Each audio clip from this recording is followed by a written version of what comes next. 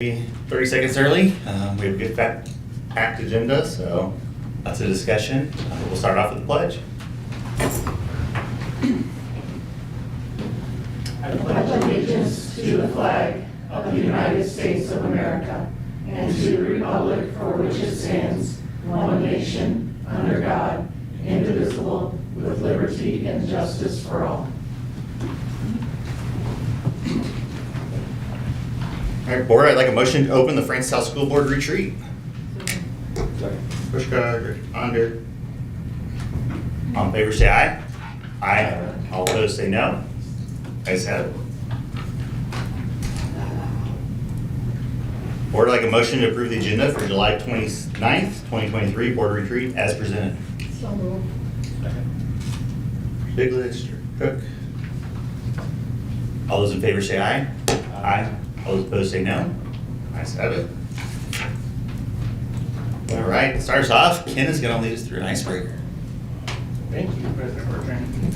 So this is really a low-key icebreaker. The idea is just to give us an opportunity. We don't really interact much in an informal session, and so we're going to allow Carol and Amy in a few minutes to introduce themselves using the 3-2-1 model that we did with the rest of Executive Cabinet back in June. And so we thought we'd use a similar idea just to get us up and talking with each other a little bit, personally interacting, and just get us started for today. So there are 7 board members and there are 7 district employees. So I'm going to have each person find a board member find a district employee and find a spot to talk. And what we're going to do is we'll go through 3 sets of questions where you'll do a 3, 2, and a 1 and just get to talk. And each have about a minute to answer those 3 questions with your partner, share a little bit about yourself. And we'll do 3 rounds of that rotating. So board members, you can find a district staff member and find a spot around here to stand, and we'll share the first set of questions. I'll do Jim first. You can do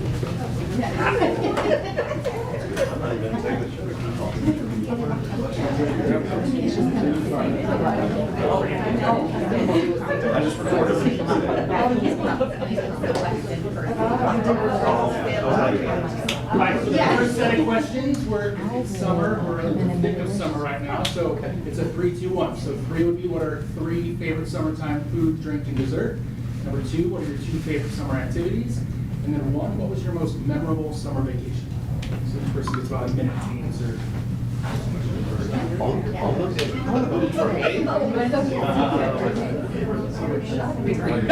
love to eat, so I'll tell you my favorite food is, well, I wouldn't say it's a food, not dessert, but my mom would tell me it's like pretzels on the bottom, and the strawberry jello, and the wood. I think did you make it? Not for years. We've talked about it, I think, maybe. I just did that You did? recently. Yes. Where, I feel like it's like a I 4th of July thing. Yeah. Did you go somewhere for the 4th? Yeah. Yeah, I know what you're talking It's about. so good. And Yeah, I it was only good. make it in the Like summer. I don't know why, sweet but salty thing. yes. Yep. Yes. Yep. That's one of my favorite. And I only make it in the summer. That's my favorite. Gotcha. Ours is kiddos and everybody would like brats. Oh, yeah. Except for one. She likes something. So, brats and dogs is probably the favorite thing where it cracks me up tonight. Yeah, so it's probably that and pork steaks. Oh, pork steaks. Yeah. So that's it. Yeah. Yeah. He makes them for 100 people, and he's really the only one that eats them. And I'm always like, who is this? He's like, I know, but look, honey, it's falling off the bone. It's perfect. Okay. It is, and then my wife will actually cut them up like it's made together. She'll cut them up and then throw them into a crock and then throw sauce over it. So it's Like just like shredded? it's just like scooping it out and just like this. All right, what about your favorite drink? The favorite drink is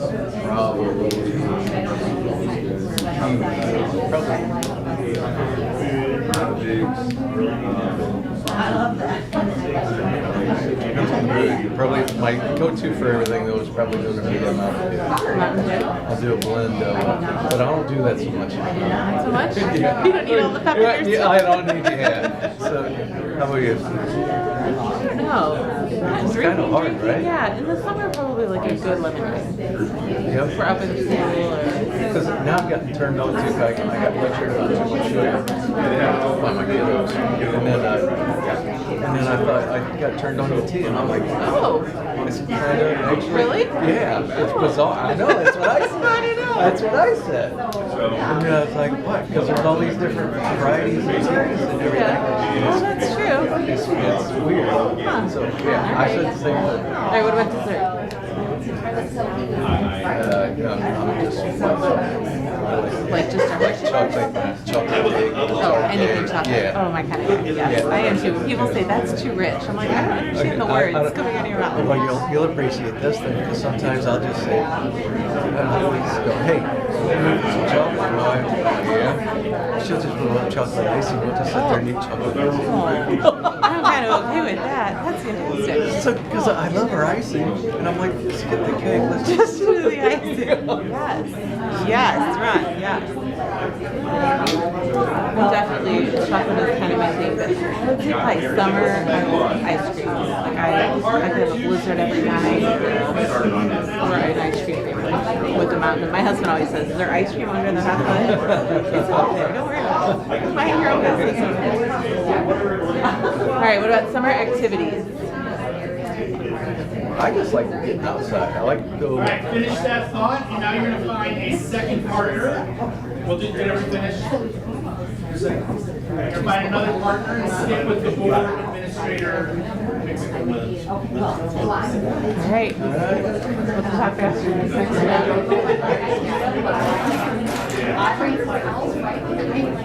I'll come over by this time. Not that I don't already know you. All right, we have different questions now for round two. So now we're thinking about school.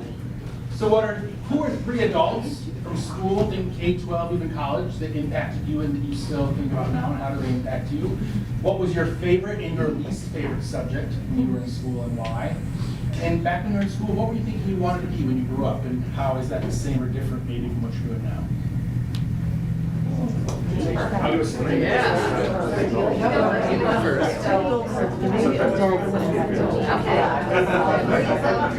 Well, my favorite teacher was primary. She got married in Civil War. And I still talk to her all the time. She was me, she was my brother. I used to go back and volunteer in the classroom during the cycle break. And my mom and I they were kind of the same age. And after she retired, she became a realtor. And so every house I've bought or sold, she has bought or sold for me. And we still see her multiple times a year. We're good friends. We go to lunch a couple times a year. Like I did. And then New York City, from North. She kind of told me I was president of this club, and I think she really helped me figure that part of me out. And so she impacted me. So I think there were those are the two that I think really changed who I was, and then those two. Well, first of all, I hated myself. So I would tell everybody at my senior year of high school, I had to figure out like that.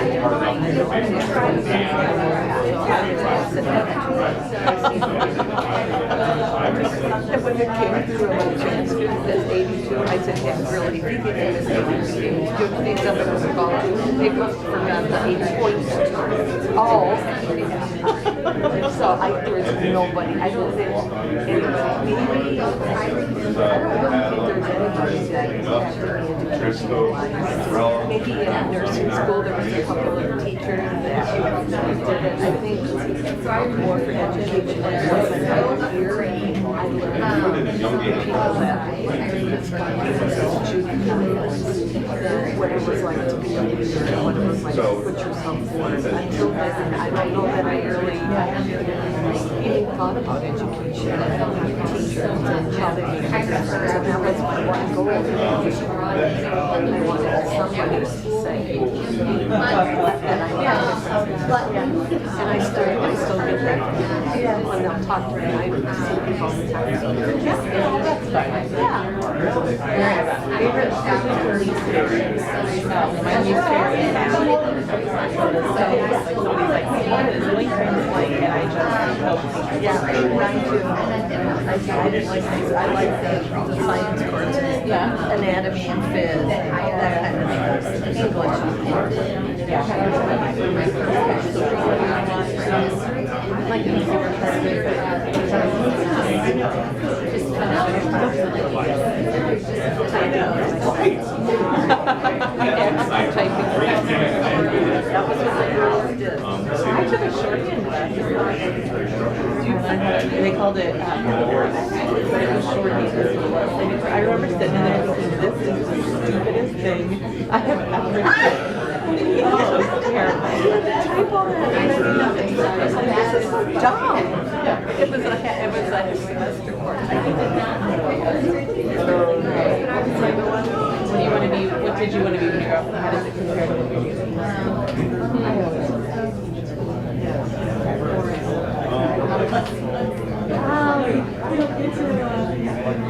I don't know. I guess I wanted to be. I knew I wanted to be medicine. I really wanted to be. My parents couldn't afford it, so my dad told me I was going to nursing school, and that was it. So I did okay. Sounds like that plan. I tell people this story. They say that really didn't happen. All right, go ahead and finish up those conversations and thank your partners.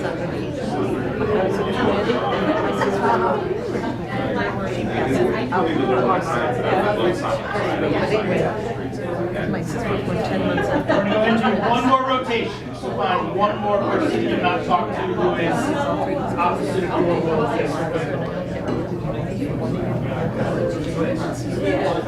One more. and now you're job and Gene and tell him get married. What do you guys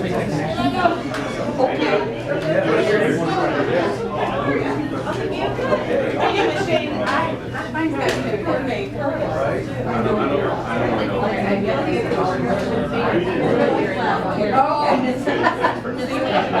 All right, so our third round is getting a little more focused on the work today. So thinking about retreat, what are 3 hopes that you have for the experience we're going to go through today or what we're going to talk about? What is one celebration and one opportunity that you personally have identified for the district? And then last, why were you interested in either being a board member or being a school administrator of the role that you're in right now?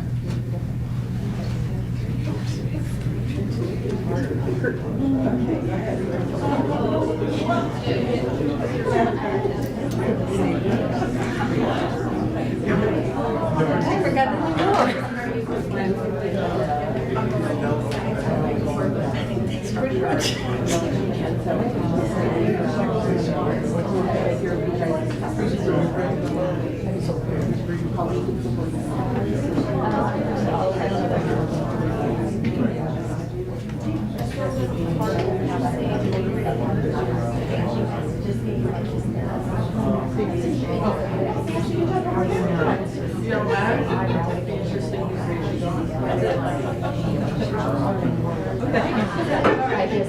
I'm sad. I really am. I know. I trust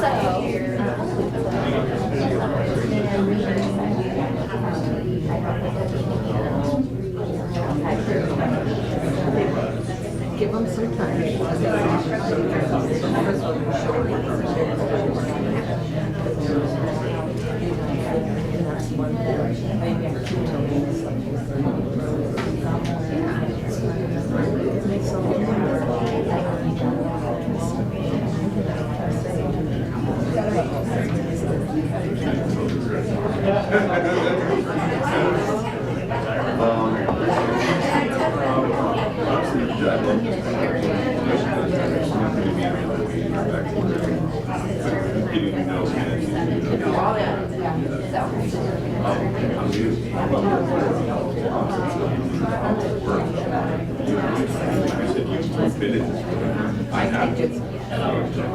Howell,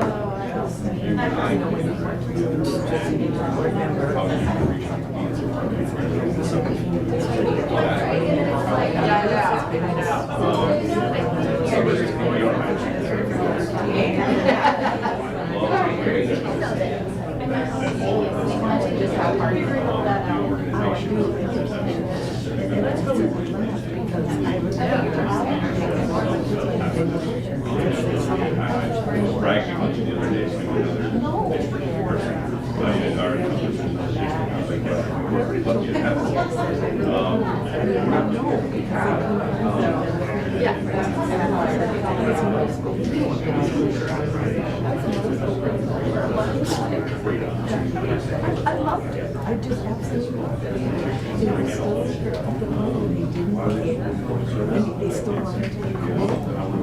They still were kids. So they would be asking for all you have to do is word something right. She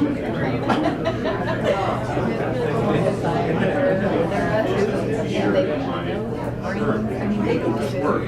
Oh my gosh. And he looked at my home, 6th grade, he's 16. And it's so the train, the biggest transformation I think Yes, I agree. like not only people, but they're like, wow. Right, yeah. And my grandson is now going into, my oldest grandson is now going into 6th grade. He's going into middle school. I think that's And I told him that. I said, this is going to be a really, this year is going to be very hard for you, only because you want to always be the best. And sometimes it is, and sometimes you guys, it's a beautiful feeling. You just want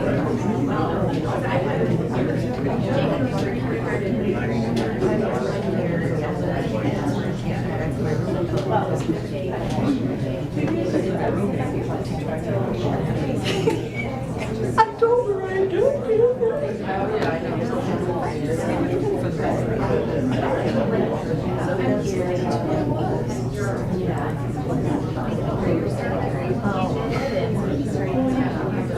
And then when I left, it was I missed it.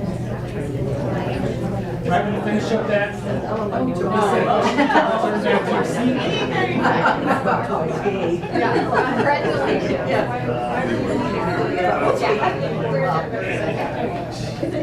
You're on your roll. Get out of it. Very interesting. That's all right. That's what we're doing.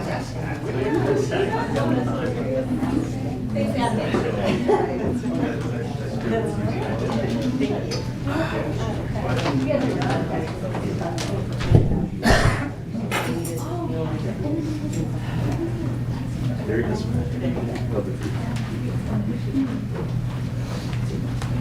So thank you for taking a minute and entertaining me in doing that. It's the idea really is just to encourage engagement and get us talking to one another a little bit less formally, but again, getting to know about each other and who we are as people. At the end of the day, that drives the work and the why for what we're doing. And we need to find more opportunities, since generally we're together for a 2 to 3 hour very formal business meeting each month, to find these opportunities.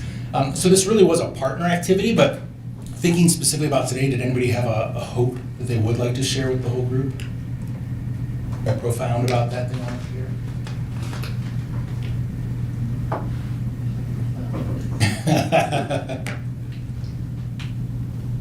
All right, well, thank you, guys. All right, thank you, Dr. Rampus. Up next, we're going to have Dr. Amy Salvo and Harold Embry introduce themselves. Yeah, and board members, I'll pass the remote to them. I will just say, when we started this last month, we had the rest of Executive Cabinet introduce themselves and use a similar 3-2-1 to just talk a little bit about them professionally, then about their personal life, their family, something they wanted to share, and then their why for the work. At that time, we also shared a little bit more about the departments and the org chart, and with both Amy and Carol just getting on the ground and figuring some of that out, Carol actually hasn't even been in the department yet. We didn't do that part, but we're sticking with the 3-2-1 to share about themselves, get to know a little bit more about them.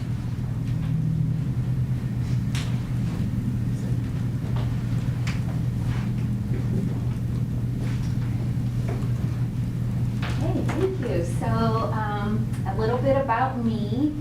I love school. Oh, microphone? Thank you. A little bit about me. I love school. I love to learn. It's who I am.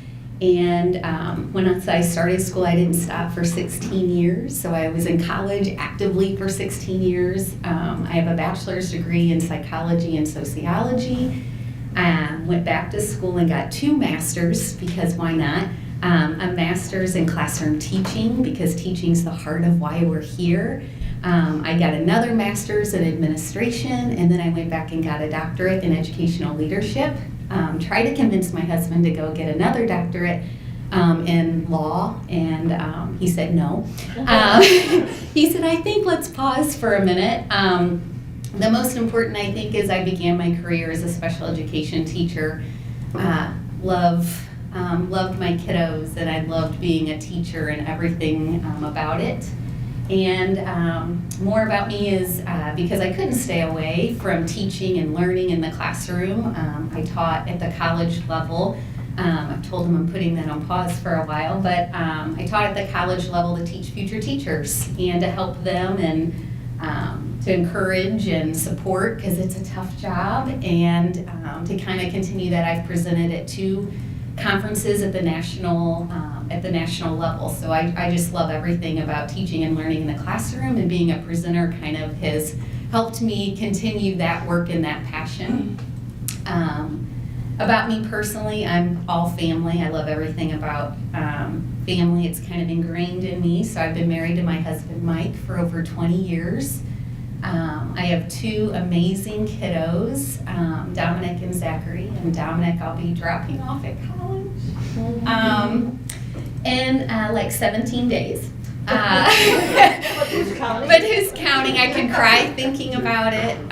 So he wants to be an engineer, so he'll be going to S&T and aeronautical and mechanical engineering, and Dominic flies planes on the side. He's been learning to fly planes since he was little bitty. And then I have Zachary, he'll be a freshman in high school. So I'll have 2 freshmen, just 1 college and 1 high school, and they're my world.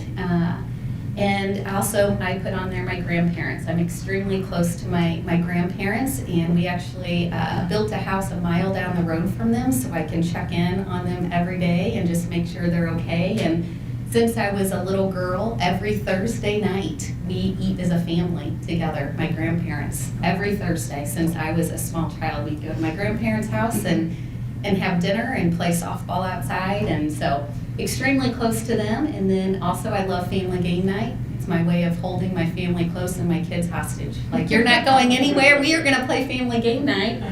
And then my why for this work is kids, students, teachers. Every student needs a champion, because not all of them have the same home life. And every teacher needs a champion to know that we're there for them because they have a hard job. So that's my why.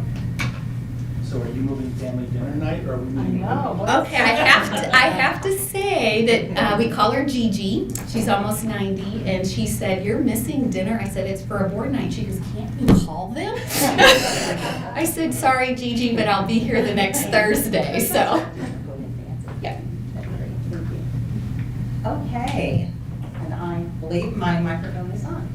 So, yes, I'm Carol Embry. I'm serving as the interim Chief Financial Officer for the district, and I am very excited. Yes, I do start August 1st, so happy to be here, though, with everyone today. I spent 29 years supporting Missouri public education, and I've always been on the finance and operations side of the work. I will say, though, now, well, Director Ponder knows that I used to sing to a 9-volt transistor radio the Karen Carpenter songs, and I intended to be a nightclub singer and then a nurse during the day. I never did those things, right? She's got a beautiful voice. But instead, I found myself when I was in college. I actually thought I would be a teacher. I always wanted to be a teacher. I had a teacher who greatly influenced me to actually go to college. And, but I also enjoyed the business side of work, and so that's the path I took. But then I found myself in public education very early on, not long after being out of college. So I've spent 29 years, I've loved it. Every year worked hard on behalf of kids. I did serve in the Springfield School District in Liberty and Blue Springs. I started in the Clinton School District, so small district, 1,900 students. I have all of these pictures here because I love my family dearly, and it takes a lot of space to put that many people. So if we have a family dinner, then there's 19 to 20 people that show up. So from left to right, that's a picture of my husband Bob and me, and then my son and Amy and 4 children. You see there, the girls are twins. My daughter and her husband have 2 children, and even before they became parents, they became big brother, big sister to the young man in the middle, and so he's been in our family for about 8 years now. And then Bob's daughter, Tori, and her husband, Caleb, and then my niece, Jessica, who's like a daughter, and her family there. That's little Nana with the crown. And then my mama, she'll be 83 in October, and I try to spend as much time as I can with her, but we don't do every Thursday night dinners. You just started. And while it sounds really great, I don't know who's fixing the food, but that would be a lot of work. But on Fridays, because you can do food. Exactly, exactly. So, I've also listed my Clifton strengths here, which is our natural talents. So I am a relator. I enjoy talking with people and learning about them. I love being a learner. That's my strategic focus.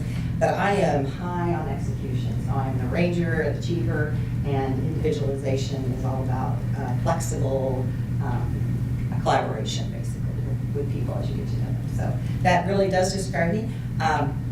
I've always loved removing barriers for those leaders who are out in the buildings and for the teachers that are serving our kids, because they have the most important job of all. And whatever I can do to make their worlds work smoother is always my focus. So, and I want them serving every single student to their highest level. So that's all about me.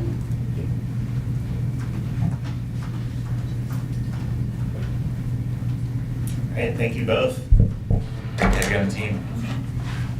Up next, board, we're kind of going to go through kind of what I like to call board operations. It's going to be a lot of discussion around kind of how we've done things in the past. What are our thoughts on that? Do we want to continue it? Do we want to change? Do we want to modify it? And so the first thing up on that is kind of we have a handout that has kind of board's norms and expectations.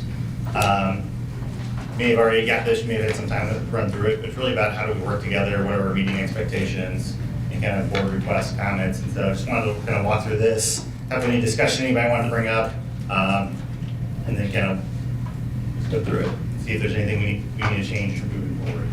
So the first section there is kind of working together, how we work together. So obviously you want to share ideas, listen openly, participating in meetings, which hasn't been an issue, valuing others' expertise. We have a lot of expertise on the team, so we want to value others' expertise, even if we don't necessarily agree with it.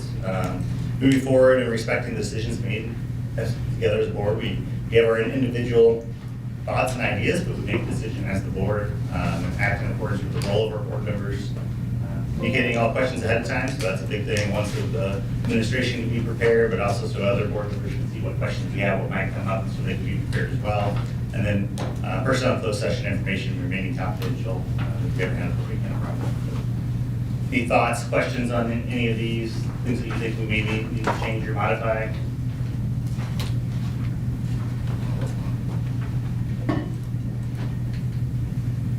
And I'll just add, I appreciate that the board does provide us with questions ahead of time, especially when we're thinking about the formal business meetings. This is a large district and it's a significant operation. So the reality is the 5 and now 6 of us sitting up there with you at the dais don't necessarily do all of that work day to day. And so when it's especially new things, revisions, there are a lot of other people in the district that do the work. And so your questions allow us to get that information and have it. Because the flip side is that we would be more frequently in a meeting telling you, unfortunately, we don't have that. We'll be happy to follow up with you, and that just delays the process. So it seems to work. We submit those, we get them out as quickly as we can, but we appreciate that the idea of no surprises and just knowing what questions, concerns you have, so that we can be prepared to provide you with all the information necessary. Yep. Thanks, Dan. We're going to meeting expectations, questions again. Again, so helps them prepare for the meetings. Attending entire meetings hasn't been an issue. Respecting discreet use of cell phones, coming prepared. Everybody seems to be coming prepared, so that's great. Focusing on decisions on the students, making sure all voices are heard, and being professional and respectful to others. Pretty straightforward. The board requested comments, so new business should be brought up through proper channels. So if it's new business, reaching out to me and saying, hey, can we add this to a future agenda item, or bringing it up in board comments, or recently at board comments, and bring it up and say, hey, I'd maybe like to bring this up at a future meeting. If you want to kind of make it public, hey, I'm interested in this, can we bring it up? Board comments is a great place as well, and we can build it into a future meeting. Try to make sure that our meeting agendas, we stay on task with the agenda, one, because open meeting laws, and also so that the public knows what we're going to be talking about. We don't throw a surprise in that they aren't aware of, and they're wondering, well, where did this come from? So we're working on that. So that all kind of helps with that transparency and building community. Questions on that? I would like to Yeah. bring something up. I've been very concerned over the last couple weeks, months, that there's a lot of changing of the agendas at the last minute. And in fact, there's been a couple of situations that things have been removed 5 minutes before or added and changed. I don't check board docs 5 minutes before the meeting or anything. I know that there are times that comes up, but I would really like to make a request that if we're gonna make changes to the agenda or pull things, that everybody is aware what's being pulled and why, because then I can make a public statement on it. I'm hearing things at the board meeting that I didn't even know existed, and that's not really fair to myself to be making some of those decisions. So that would be one of my requests, if we could really watch how things are pulled and what the discussion things are, because there are times where I just didn't feel like I had any clues what was happening. That's fair, and I made a note to make sure that I communicate out at meetings when we do cool stuff, so everybody's aware of what's going on, why. Sometimes it's hard to, I'll say sometimes it is difficult, like, not to pull it because if somebody wants it pulled. I'd rather pull it before the meeting instead of kind of making the flow of the meeting get all kind of motions after motions and everything, just say, like, let's pull it, so we want to start a discussion, but yeah, I understand, making that information. Right, just so I have a chance, or anybody has a chance, any item, if I pull something, that anybody has a chance to know, why are we pulling this? What are the concerns, so that, because I feel like I don't always have time to address what those concerns are. If I don't know why it's being pulled, if I'm pulling it or somebody else, I just want to make sure that we're just very cognizant of what we're pulling, what agenda items are being changed, and at least inform us as why, so I can be a little bit more prepared, because I feel like I'm not always prepared when things happen. I think it's a perfectly legitimate request, and happy to oblige. Thank you. Adam, I have a question. Let's say we have an item that was on the agenda. I don't think we didn't get enough clarity or action. What would be the appropriate channel to bring that up? Would it be at the board comments, to ask what the status of it is? Would that be during board comments, or I love to flood email boxes, and I could certainly do that. Yeah, I think there's a little bit of a gray area of board comments and asking for additional insight and questions of that becoming an agenda item then of the meeting. Gotcha. Versus bringing it up and saying, hey, I'd like to follow up on this, can we get a future board meeting, get a report from admin, get a report from Ken, or somebody can reach out to me individually, I think would be perfectly appropriate. But if too much discussion and something that's brought up just kind of as a comment, then it becomes like, well, is this an agenda item that we should have on the agenda, and the meeting laws and everything. That makes sense. Yeah, it does. Thank you. Just a comment to Janet's point. Janet, I know you know this, but for anyone out there listening, when things get pulled from the consent agenda, it's usually the day before the meeting or the day of. And that's, questions are asked usually over the weekend or Monday. And we get responses usually on Wednesday, or Wednesday evening. So a lot of the time we don't see the responses to the questions, so we can't make a decision on how we're going to vote until Wednesday evening if we read them, or even sometimes, I know I'm reading them on early Thursday morning, waking up early to do that. So sometimes that's just on the nature of having a meeting. And I get that, but it would just be really nice to know, even if you just shoot a text or something, hey, or Adam can do it as board president, hey, we're pulling out of the consent agenda, we're pulling a line item this, the reason being this, because, or whatever, or from the questions or from the answers received. I always check the board questions and their answers. But from there's, I have a couple more questions I would like to clarify. I don't care that we're pulling it the day of. I just want to know why we're pulling it, so that I can make an informed decision of when I'm voting, why we're pulling something.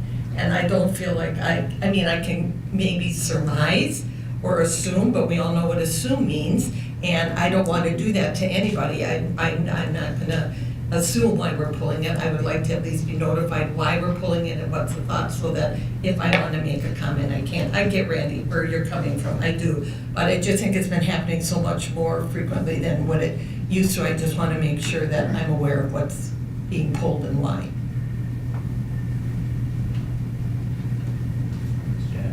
You're welcome. All right, moving on.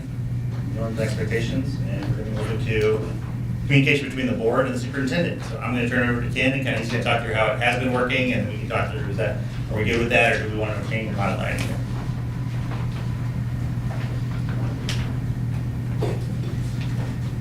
Thank you, President Bertrand. I just tried to type out, in my mind, how we have been communicating. I don't believe anything new is here, but I thought this would just allow us to have a little bit of a focus to talk through it, and then to see if there are any changes you would like.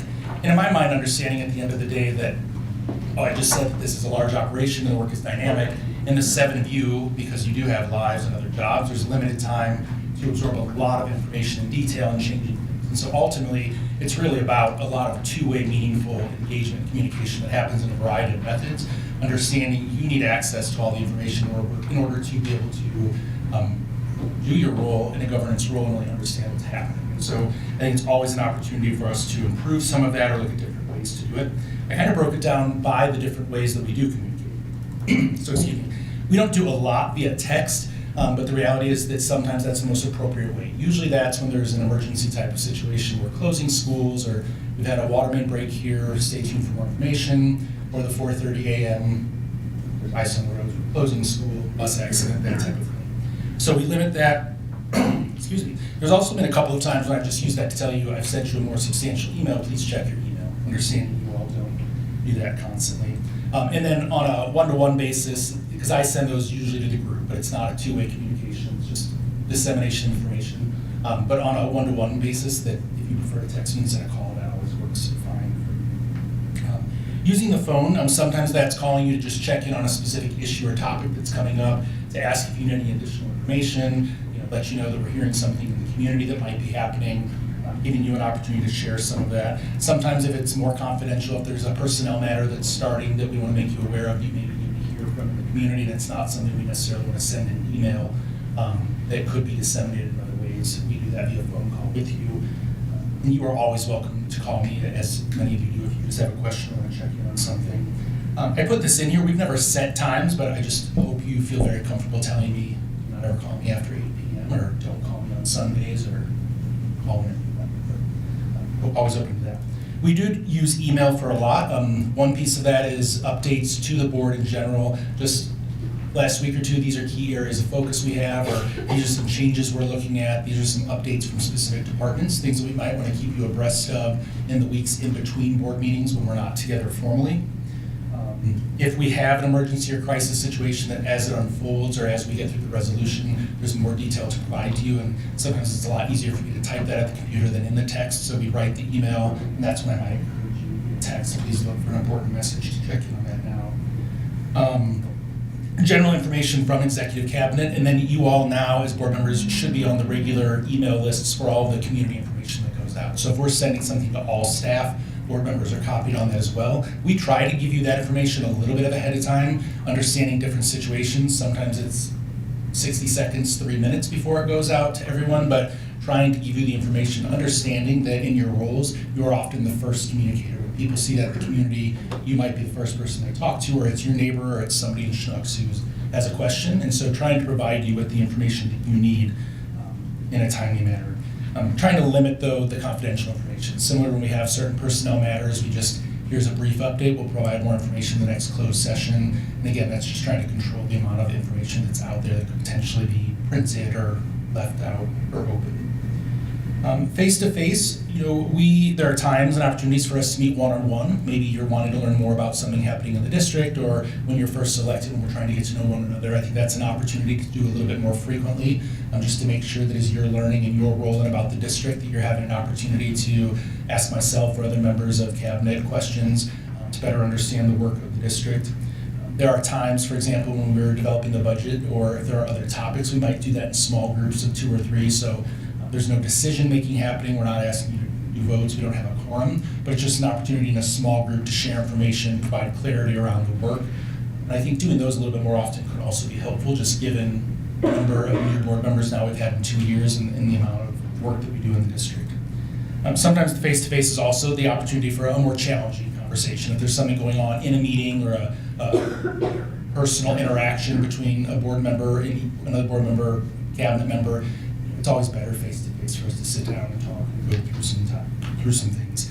And then each year, depending on the board president who's in that role, we set a standing meeting that maybe is in person, maybe is via phone. And that's really just a weekly checking in on what might be going on in the district, other key things that are coming up, and thinking forward to the next board regular business meeting, or if there's a workshop or a retreat coming up. Those are not, technically they are open to other board members as well. We would never want more than 3, but that happens usually on a weekly basis. We try to at least touch base.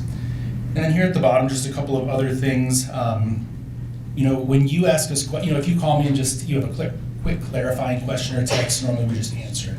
If it's something about a topic or an agenda item in an upcoming meeting, similar to when you ask us questions, there are times that we'll try and then share that information out.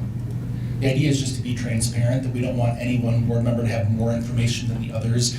And usually, if it's a question one person's asking, the rest of the board might benefit from also receiving that information. So just trying to close that circle and share information with the entire board when we're asked questions. Thinking through questions that you might have for this team.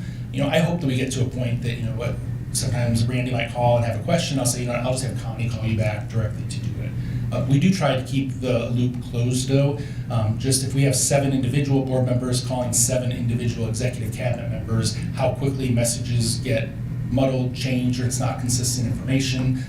It's not really trying to lock down that you only call me and I only communicate to them in that way. It just helps us remain consistent and remember that while you have individual questions as board members, it's to guide the work of the board as a whole, and we want to be consistent in that. And so it's never seemed to be an issue, that we have a pretty good process in place with that. We have the current process in place, and Adam might touch on this again when you send your questions, that you're copying Adam and Ms. Hepler, just so that, again, we're keeping documentation of the formal business that's out there, and it allows us to check and balance then of, hey, did we respond? Have we forwarded this to the entire board or gotten it to the entire executive cabinet? And then the last piece I just put in here as a reminder, and I know we talked about this in June, but under our policy that it's the board president and the superintendent who communicate directly with our legal counsel. If there is a specific question you have as a board member that you would like to get from them, there may be times that's appropriate, but to work through Mr. Bertrand or myself so that we can make that connection. That was just an overall summary of primarily the communication between the board and myself, but then how that also works with cabinet. And like I said, we're open to suggestions if there's any changes or additions you'd like to do that, or any other requests you might have. Questions, comments, board? I just want to say, I think that your weekly emails to us, just giving us a view of the district, how the district is done, has been very, very helpful. I know that over the summer, those have been less because there's not a whole lot going on, but I just wanted to thank you for that, saying that when you send out those weekly emails, that really helps me keep what's going on inside the district. And the only other concern I have is, and I don't know if are we gonna cover it later, like if I get an email, I forward it to somebody that I think should be answering it from a patron, is that gonna be covered at later? Yeah, we have another section. Okay. We have another section on board community kind of communication. Okay, that's what I just wanted to be sure, but I really appreciate, Ken, your open and think what you do say to us, because it really does help me. So thank you. I'll chime in here real quick. Just about the small groups, I know we had that one, I think, for the first time with Carol. If you can if we could possibly agree maybe to have some smaller groups and then rotate the people around. So I know it was me, Mark, and Adam, and Carol, and I mean, it's a little more in-depth and, you know, it's a small group, you know, no decision-making, strictly questions and answers, and learned a lot more about the side of the business from in that little short time of that one meeting. Yeah, we'd absolutely be open to whether it's, you know, doing that by department at different points in times. We know that as we work through some financial stability and budget planning for this year, that topic is very important, but it could be some curriculum things, it could be some human resources topics that is more of a, learn more about the district and the operations, but I thought they were great. You know, it seemed that we got positive feedback from you as board members. It's always a balance of time too. You know, sometimes we can do a formal workshop to share some of that in a bigger group, and it's just finding one evening or one time we can all come together. And so, yeah, we'd be happy to explore if there's other topics or as we move through the year, do that more often. Thank you, Dr. Ruffus. Next topic is communication board and with other teachers and staff. And I know Dr. Ruffus kind of hit on that a little bit with executive cabinet. But also wanted to just kind of have an open discussion with the board on kind of how things have been handled in the past. We obviously get emails and in contact with board and other teachers and staff throughout the district. And Ken said many times those are questions that maybe we can answer. And it's straightforward. Maybe times it's something we need to forward to Ken and have him answer. Like, hey, I got this question. I'm not really sure what the answer is. Can you follow up with them and find out? And sometimes it's just them giving us input. So kind of wanted to have that as an kind of open discussion on what the board members have been seeing, what their thoughts are, and kind of work through that as well. If there's any thoughts.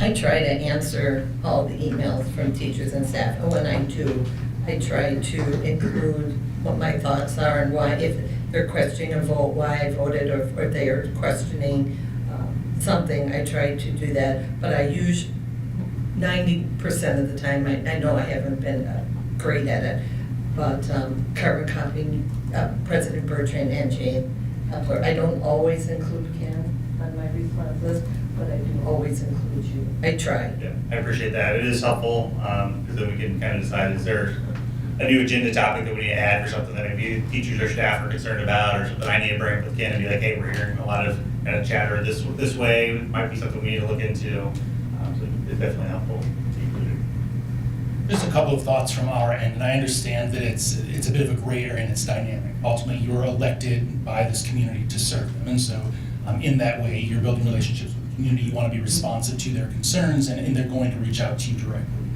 In my mind, it's also reminding them and everyone that it is the board's job to ensure that the district is running well and efficiently and meeting the needs, but it's not your job to run the district. That's, you hire me as your one employee and trust that I'm hiring a staff and we're working together as a team in order to do that. And so, it kind of depends on the nature of the issue and the request that, I'm hopeful that we all respond to general concern.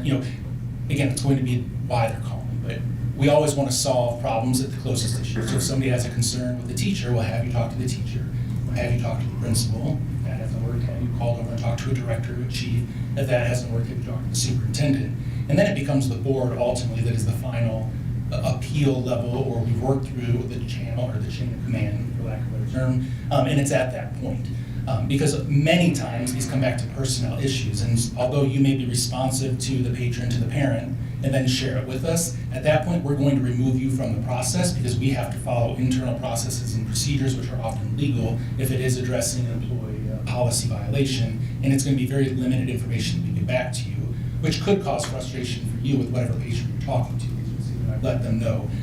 We do try, though, when you share those with us, to follow up and then to close the loop with you to let you know maybe not every detail of the outcome if it is personnel, but so that you feel confident it was addressed. You're able to follow up with the patron then, well, did you hear back from them? Did they take care of it? And that just builds the trust and closes that circle.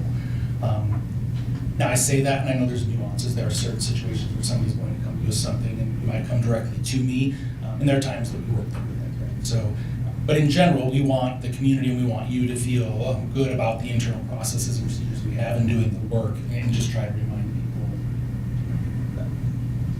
I would say maybe Jane, this goes back to your question earlier, like where you bring topics up, like some of the personnel or even community, like, hey, you reached out to Ken because somebody in the community reached out to you, of do we bring that up at a meeting and like broadcast it, or we just follow up with an email, hey, can you give me an update on that type of thing? One from a personnel, but also from like student information and everything.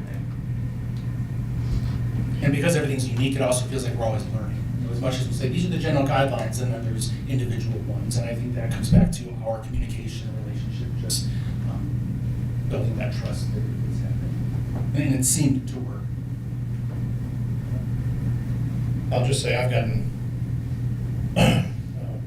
emails from time to time from whether, either it's, what are we on here, staff, say staff for now, but certainly parents too, but in my experience, that when people reach out to me, they've usually, for whatever reason, they're not comfortable reaching out to their principal or another member. Sometimes they want to remain anonymous, sometimes they don't care. So it's a fine line. I think probably we've all had some version of that, or maybe haven't. I generally forward them to Ken. Sometimes it's like, well, this is kind of a very nuanced issue about, one very, very specific issue. So it's sometimes it's tough to just forward those to Ken, but that's what I do. If it's something that probably should be dealt with at the school level. Hate responding to people say, well, did you contact your principal? Because if I got that response, I would be furious, I would say. They're probably already exhausted. Right. Right. Or if they don't trust to do that, then there's a bigger issue, and that's what I think. Yeah. That's what Ken needs to know. Is they're either not comfortable doing that or some other issue there, so. I wouldn't think that a parent of this district, or at least I hope a parent of this district, I don't think their first step would be to, if there's an issue with their child at school, they go directly to a board member instead of going to the teacher and then following it up the chain, for sure. Yeah. I will say, and maybe we can talk more about this in community, but some parents do reach out. I have had that, and they just say, I don't know what to do. If they say something like that, then I say, well, lightly, have you tried, And some people say, okay, I'll do that, and then I never hear back. That's great. And I always look at it as,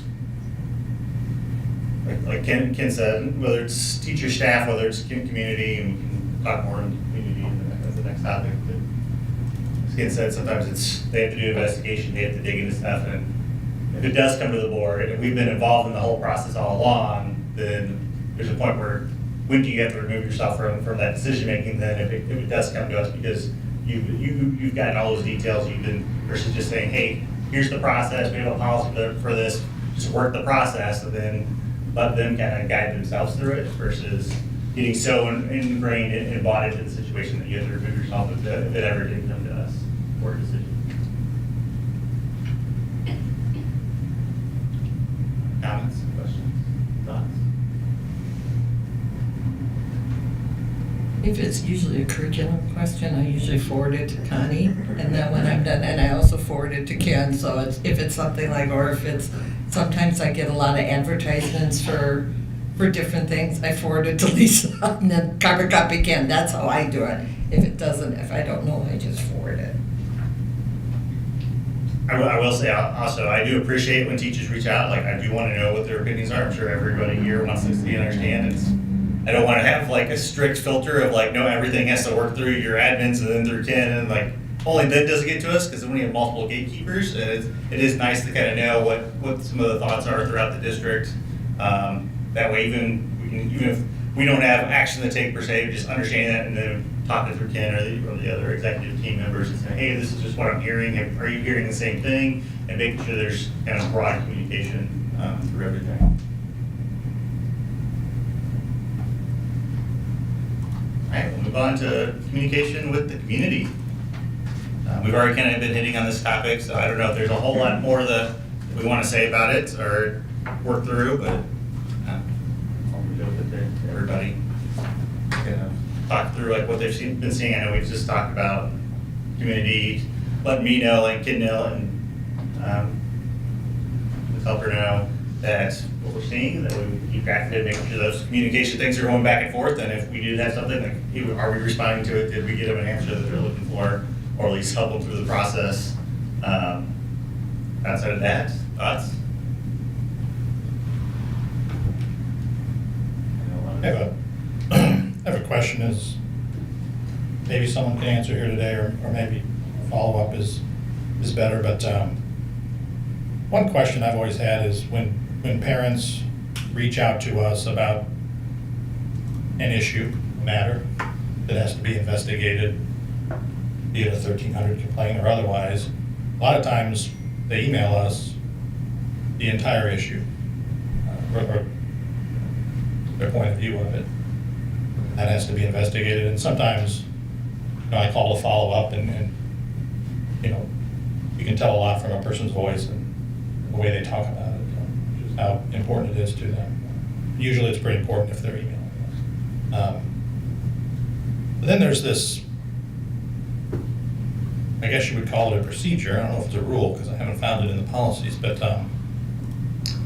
and I think, Ken, you spoke to it just a second ago that, once a board member has been briefed on something, or if they know too much about it, then they need to be, maybe recuse themselves from any future decision if that matter would ever escalate to the board. And I'm curious is there a legal precedent for that? Is that just good practice that we do? Because I don't really, it assumes that once we've heard one side, we can't be objective. I guess I just don't really agree with that. So if there's a legal background to that on why that is, or if that's just a practice we use, I guess I'd like to learn more about that. Yeah, and I would be happy to ask Ed Council to provide some clarity. I don't know the legal answer to it. I think some of my general thoughts would be, if they reach out to you, one, providing an overview of the situation of the concern, I think for you to say, this sounds serious, this sounds like it could be a policy violation, you need to reach out to Human Resources or the appropriate compliance officer or the superintendent. So at that point, the difference is I don't believe you're engaging. You're not saying, share with me more details. You're not asking clarifying questions. You're not beginning the investigation. So yes, you have some information. And I would say that would be similar to in a personnel situation when you say a teacher has been placed on leave pending investigation. You're aware of something happening, but you don't have all the details. In my mind, the idea would be that if it comes to an appeal or to a hearing, there are certain policies in specific situations where you become the jury, for lack of a better term. So you would hear the patron or parent who is escalating the situation to an appeal, their side of things, you would hear the district's side of things, you would be weighing both of them to make the decision that you believe is best. And at that point, you would want to be as impartial as possible. I don't think it's likely you would have no information, but it would be limited. That's a little bit different than that I would say even a personnel situation where when you become the decision-making body in that hearing, and it can also, some of those can then be appealed directly to the 11th Circuit Court. And I think in those situations, through appeals and going that side, that there would be more of a legal precedent to come back and say, well, you had too much information, you met and had coffee with this parent to understand the situation, so now that could overturn the appeal based on that. That would be my guess. And so I think it's just about how much engagement. I think you being aware of it is going to happen. People are naturally going to reach out to you and share the information, but then you share that information with the district and trust the district. Because again, your job is not to investigate, to find the outcome, to terminate, to provide services. The job is to share the information with us, to do all of that, and then for us to follow up with you and share the outcome. But if, I'd be happy to follow up with them and see if there is legal precedent or if there's a threshold they might say where it's your neighbors, you knew too much, or similar to when you might recuse yourself or abstain from a vote because of a familial relationship or something else. We can get clarity. Again, President Bertrand, I want to just clarify, if I get an email from somebody in the community, when I do try to answer, I always carbon copy you and Ms. Hepler, and sometimes Ken on that. Is that okay? Is that what you want us to do recently we've gotten quite a few, so that was a lot of emails I was answering and forwarding to you, so. No, I really appreciate that. I think it's the same thing, like I definitely want to hear what we're seeing, particularly if it's something that I wasn't, like if somebody reached out to you directly, yeah, I think that's fine. I don't mind the volume of emails. Okay, just wanted to be sure. Thank you.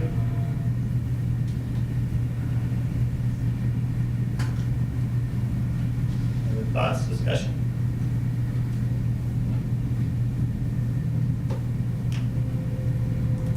What about, well, never mind, this is board community. I was gonna say communication among the board. Of course, we can't really communicate over email over anything substantial, or at least not with more than 3 of us.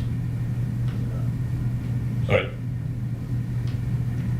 it makes it difficult to explain a lot over email, either before meetings or in between. So, I know with myself, sometimes I might talk with something about President Bertrand. Now I've talked with someone, now I've talked with one other person, so that's 2 board members talking. So if I talk to one other person, I've exhausted my 2 other board members I can talk with about something. So the idea that we can, the idea that we can be open with each other and always, that isn't a thing over email. The only place we can be open and communicate is really at the board meeting or in workshops. We can disseminate one-way information, but I think there's a fine line there between how much communication there is there among members. I think I was always under the impression you could talk to anybody as long as it was just one at a time. You just couldn't have 3 of you in the same room discussing something. So if I had something I wanted to talk to Ms. Puskar about, I could talk to her and then I could talk to Mr. Bonder and you. I mean, it wouldn't necessarily have to be, if it's an email, it could be individual emails, as long as we're not making a decision. I didn't realize, I mean, I didn't think you could only talk to 3 people. I thought you could talk to anybody you wanted. I think there's gray area, you know. I do remember from our MSBA training, the mandatory training, that it's not a matter where 2 of us can talk about something and then we say, okay, so you go talk to member number 3 about this, and I'll go talk to member number 4, and then the chain continues like a phone tree, and information is disseminated or discussed back in that way. That's not allowed. So, yes, I mean, we can have individual conversations, I think, but I don't think it could come back as,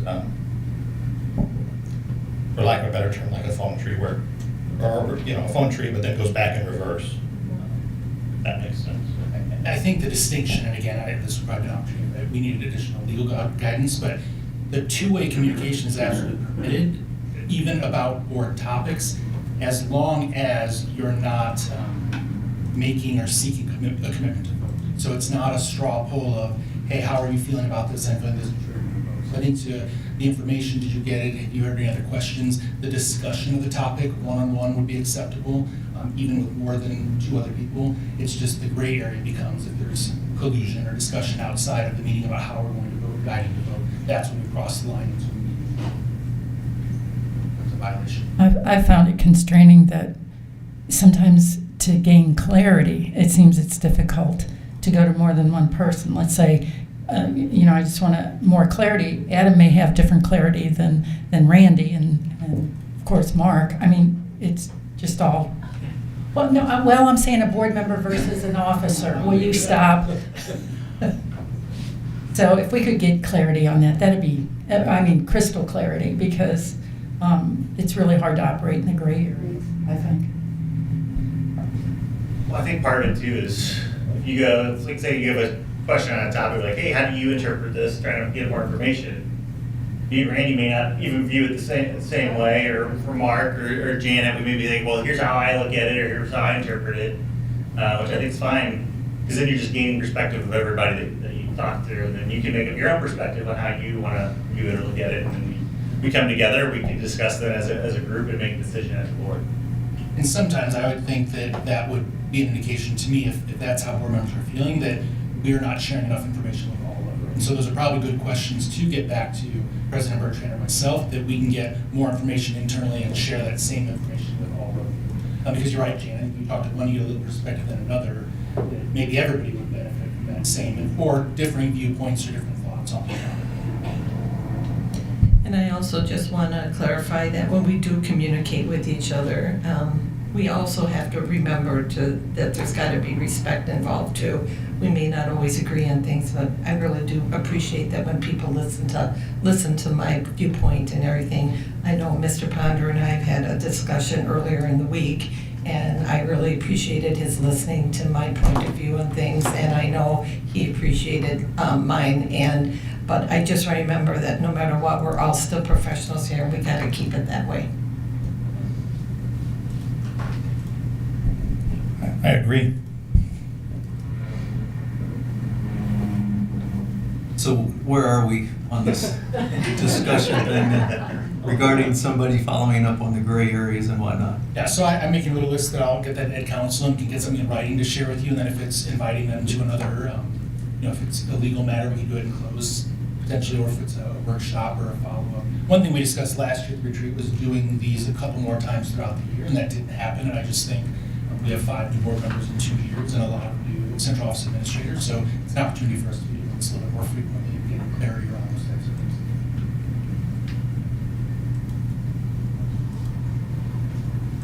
All right, we'll move on. Next item is agenda item requests. We kind of touched on it, and I don't know if anybody has any additional conversation they want to have around it. So I know we kind of talked about it, and Janet, you mentioned with agenda item when things change, getting better information about why they're changing, but also just in general item requests. I know Jane, you brought up new topics and things, and how to request that and bring it. So I know from my perspective, it's helpful for me to know ahead of time as much as possible to get, and I know from Jane Helper's perspective, the last minute can be a little rough on getting things set up in board docs. So any additional notification people can give when they think they're going to pull it, or just saying, hey, I'm thinking about pulling this, depending on how the answers are going to come out. That may also help us to say, hey, can you kind of speed up on some of these answers because people are thinking about pulling this, depending on what those answers are. It really just helps with communication and making sure things continue to run smoothly and we don't have motion after motion and more questions and follow-ups and everything. Thoughts, questions, discussions? Well, to Janet's point, should there be, if an item is pulled last minute, should there still be a discussion during the board meeting as to why an item was pulled? Or just a touch saying, hey, heads up, this item was pulled? Yeah, and I think that's one of the action items I took is to make sure that whenever an item is pulled, whether it's pulled from consent or pulled completely off the agenda through discussion with me and Ken, that I email the board and let everybody know, hey, this is what we're doing, here's why we're doing it. Just keep everybody informed, that way they can. I think that would be very helpful if we knew instead of like right before the meeting why it's being pulled or what, and because then we do get questions afterwards, well, why was this pulled? And sometimes I don't always have the answers. I would really appreciate it. Yeah, definitely. I remember before, remember people used to always think that it was just always 7-0 vote on everything. So there was a time when people would pull something out of consent just to briefly give like a highlight. For no reason at all for pulling it, except for to highlight some specifics about it, just so it gets some notoriety. Yeah, and I think we can talk about things that are within consent agenda before the consent vote, so, just for anyone who's wondering. Yeah, to your point, Janet, I think, I'll just acknowledge that a lot of the times when things are being pulled, I'm the one pulling them. So I'm aware they're being pulled. So I recognize that, yeah, if you're not getting the notification from someone that this is being pulled, that'd be frustrating. So in hindsight, I'm aware because I'm usually the one doing it. So. And I understand that. I understand that sometimes we're not getting the questions. It's just that, and also to be fair to our community, because a lot of our patrons do look at board docs too and want to know. And then something's being pulled, and sometimes I get an email or a texting before, why are we pulling this? And it's like, not sure. Let me see what I can find out. And then, or it's 2 minutes before the meeting. And that's all I'm saying. And I understand that, but just a little heads up would be really appreciated. And I'll chime in one more time here. So also, when I first ran for the school board, I went around to other school districts and actually sat through board meetings in, I'm gonna say 10 or 12 different school districts. And the way all of them operate is different. So some school districts don't even have a consent agenda. They vote on every item, so there would never be nothing pulled. You literally vote individually down the line. And some have different things in consent to basically speed up the process. if it's a lot of stuff that's not talked about, they'll throw it in consent, that way it just goes through, because there's really nothing to talk about. But there are some districts that literally go every item all the time.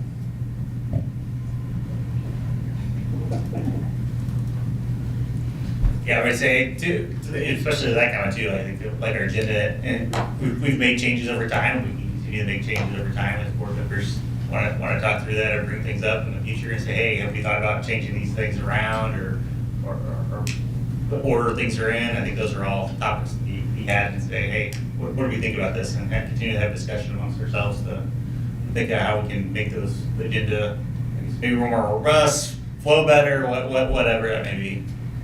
And maybe that's the discussion that needs to be had, is do we need to look at our consent agenda as what's being included on it? If we're pulling everything from the consent agenda, then does it need its own individual items? I mean, it's something to think about. The things that are regularly being pulled should that just automatically Be its own individual item, like it seems to me, and you know, that a lot of curriculum things are being pulled off of consent. Do we need to just have a regular line item for curriculum agendas or something like that, rather than pulling it from consent? Same thing with policies. It seems like sometimes the policies are in there. Do we need to have that as an individual? I think that's something that we as a group, maybe through a workshop or whatever, need to come up with some kind of, do we want to take a look at our consent agenda, see what's on it, and, you know, we pull budgets, and or that, do we need to, so instead of pulling it every time and nobody knows why, have it as its own individual item? Kudos to Director Lang for his stamina to sit through 10 or 12 other board meetings, and I appreciate the idea. It is a good idea to do that. I'll just say, I do think it's important, and I think Francis Howell used to do, I know Francis Howell used to do this, because I've looked back at old board meeting agendas and videos in my spare time. I watch those. You learn a lot of history that way. Yes. How things came to be, but, you know, it used to be that curricula was its own item, and they had a strange topic for it. It was like high performance something, or probably something tied to the strategic plan at the time, but yeah, sometime maybe around 5 years ago, I would say, give or take, the curriculum started going into the consent agenda. And personally, I think curriculum should be voted on separately. I would make the case policy as well, but maybe not every single policy individually if there's a big group of them, especially if they're kind of the MCE changes that we get, you know, because of legislation or things, or the ones we made recently where we changed the title of CFO or COO to CFO.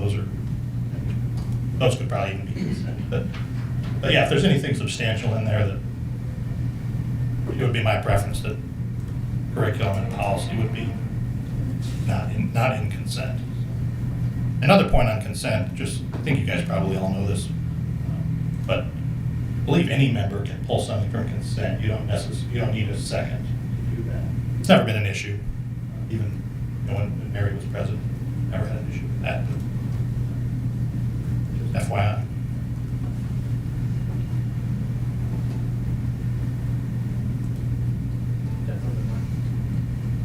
My only concern with that is, you know, you mentioned that it's something substantial. Who determines what's substantial and what is not substantial? I mean, that's... Myself, I think curriculum, if we assigned a dollar amount to it, because a $13,000 contract for something is a lot different than a $1.3 million contract for some part of a curriculum, if that makes any sense.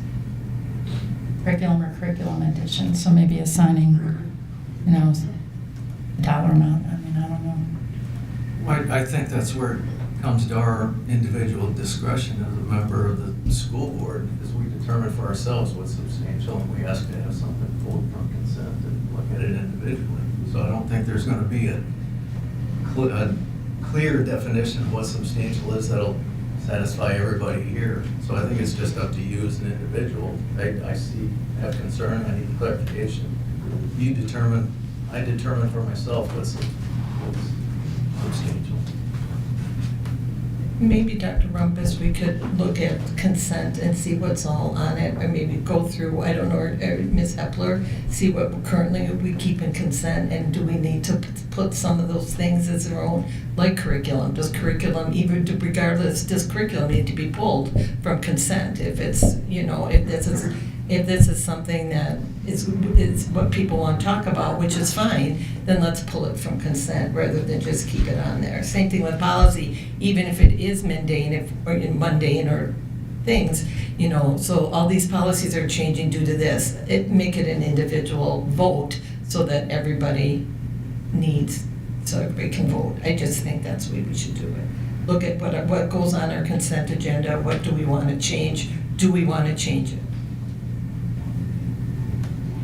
Jane, I think when I say curriculum, I mean the way the academic department and the district would define curriculum, which is not necessarily the purchases that would be categorized as resources, but the actual curriculum document that the committee comes up with and lays out assignments. So.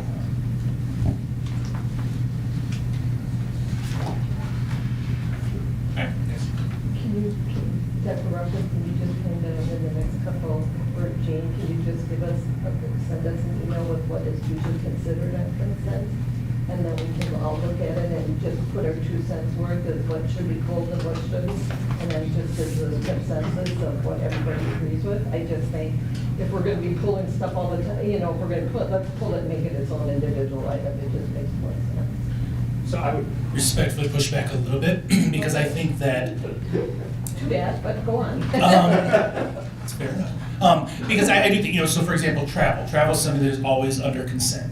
Much of it is routine, not a lot of discussion, but then every once in a while there's a topic we want to come out. Well, because maybe more frequently now there's one thing a month in travel that wants to be pulled for discussion, I don't want to say let's pull all of travel because now all of a sudden we have 6 to 20 additional individual items to be pulled. So I think, yes, the clarity around why polling, more notice of polling to be prepared, absolutely, but I think we can still allow things to live in consent and pull them out as necessary, but we can still provide a list of what's generally under consent, what is there, and if there are some key things that we might want to move for one reason or another. Okay, I agree.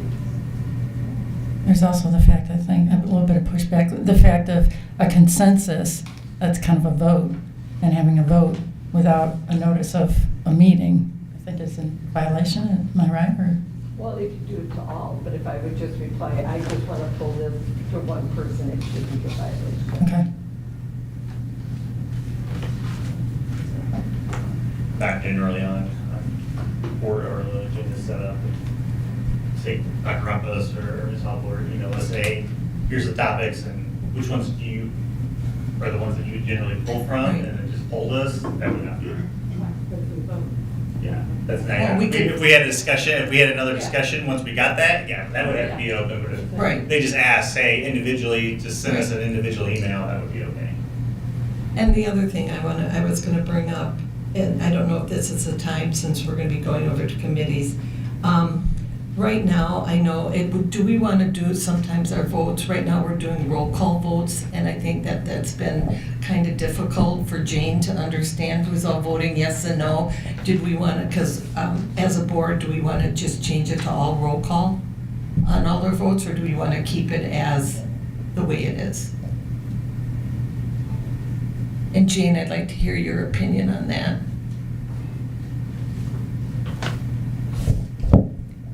If we think about doing roll call votes for every item, I mean, that's going to significantly extend the time of the meeting.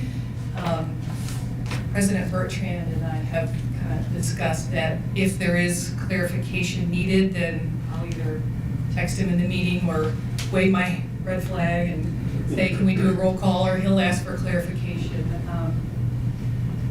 So for what it's worth, I mean, we kind of have something set up. Okay, I think that's fine. I didn't realize that you guys had already had that conversation. That was never communicated. So I didn't know. I was just lately there's been some, you know, that it was like, I wanted to make sure we were all on the same page. One more thing on curriculum.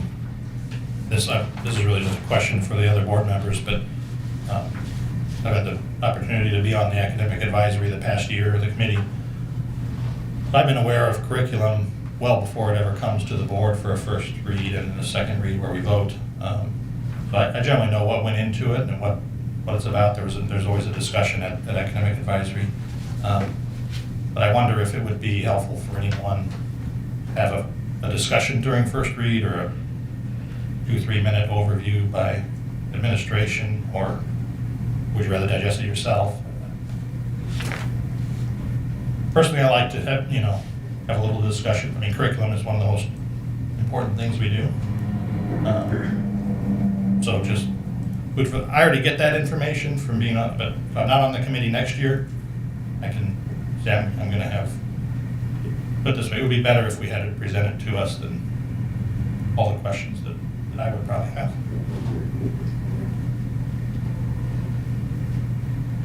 And it would kind of be like when we do the hiring and there's a board member that sits in on the interviews, they kind of, oh, the board member that sat in, this and their opinion on it for the rest of the board. I was gonna say, if I have a question on curriculum, I know who's on the committee, I usually just call them and ask them if I have a question. Same thing with me sitting on the insurance committee, if somebody has a question on the insurance committee, they just call me and ask me what my thoughts are, or last year, when I would get information from the insurance and somebody had a question, I would just give them my information from the meeting and say, here, if you need any, I take notes on my meetings, if you have any clarification, call me and I can clarify. So I think that, if I have a question about the curriculum, I would just, knowing you're on the advisory committee, I think I would just call you and say, hey, Randy, where are we at with this? Is this something that, whatever. So that would be my thoughts.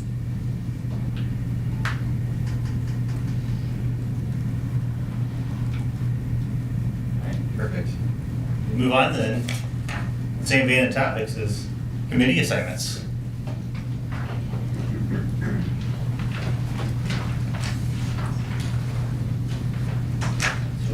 In front of you have in your little packet a list of the current committees, both board directed committees and just board participation committees, and then who's currently on it or who was currently assigned it from the last board in 22-23. So we just want to go through and say, generally you can walk through and we can have some discussion for those that are on it, what those committees kind of look at. Obviously sometimes those change over time as well. Just kind of what we look at, and we can talk about who might be interested in being on those committees, being an alternate on those committees, etc. So the first one is employee insurance. I'll just run through and kind of give an overview of it so everybody knows, and we'll run through and say who's interested in which ones. So Janice, since you're on the insurance committee, you want to give a little overview of kind of what kind of discussions happen there? Sure. It's usually held on a Tuesday, and it usually starts in the winter, like January, February. It's just kind of half a year. And one of the things is we review the insurance. We work with our insurance board that we contact with, and we just talk about what changes are going to be made if we need. And it's usually a consensus of everybody in the room as to what we're going to be doing. And looking at our insurance, if we have to go out for bid on our insurance, like our dental and our vision, then the committee votes when we get all the information, what carriers and stuff we're gonna go with. Ms. Coyle, I see you out there, would you agree with that? Yeah. So yeah, that's what that one is all about. And I would like to stay on that and have another person with me on that committee. I think that would be ideal.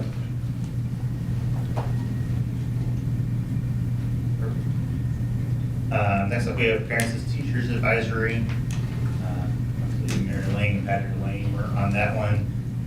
For those of you that know Parents as Teachers, it's the organization within the district that works with our very young pre-kindergarten kids that and helps make sure they're developing on track and help the parents along with that. I don't know if anybody else has any commentary to what that committee actually does, if anybody's in the know. But I think it's just kind of working with them and kind of giving them kind of insights on kind of the direction of that program and where they might be thinking about making a move on it. I believe that one is once or twice, so it isn't much. Yeah. Then we have strategic planning, which, Ken, do you want to say anything on strategic planning committee? I think that's a little bit to be determined. President Bertrand will talk a little bit later about a model for us to possibly use for setting the strategic goals. And then as we begin to talk about what that looks like this fall with community engagement, stakeholder engagement, it may likely be that all 7 of you want to be actively involved in some way, or I hope that you would be. And so I think we'll be able to come back to that. And then really it becomes, there's the big overall strategic planning, and then once the goal areas are identified, and if there are sub-committees based on some of those goal areas, then we're individual board members be on those as well. So I think that one will be ongoing this year. After that, we have Finance and Audit Committee, which is kind of evolved. We had Dr. Hawk kind of leading that last year. I'm sure, Carol, you'll have a different perspective on how you want to run those, so I'm sure that's going to evolve, but really it's reviewing kind of finance and audit topics and giving input on those as well. I was on that committee last year. Randy was an alternate. I would like to stay on that one moving forward as well, but I'm also open to anybody else feels strong as well. Then we have Policy Committee. Randy, you want to talk about policy? Sure. Most of the policy committee work is originated from our consultant, who recommends changes as a result of usually state statutes that changed the prior year. So that's what most of the work this past year was. I think that was unusual. The year prior was a big year. There was a big education bill. So a lot of that was just updating our policies to match what was in state statutes. And then there's always the debate, which is why do we have state statutes in the policy? But yeah, we put them in there. So sometimes the statutes that's what we do there. So this policy work. Thanks, Randy. Board participation committees, we have academic advisory. Randy, if you want to say any words, or Dr. Buckman, academic advisory. Academic advisory is a long meeting, usually about 2 hours, but very fun. It's usually on Tuesdays, 4:30 to 6:30, something like 45, 6:30, something like that.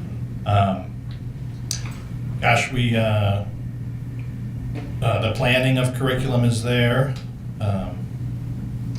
been a while since we had one.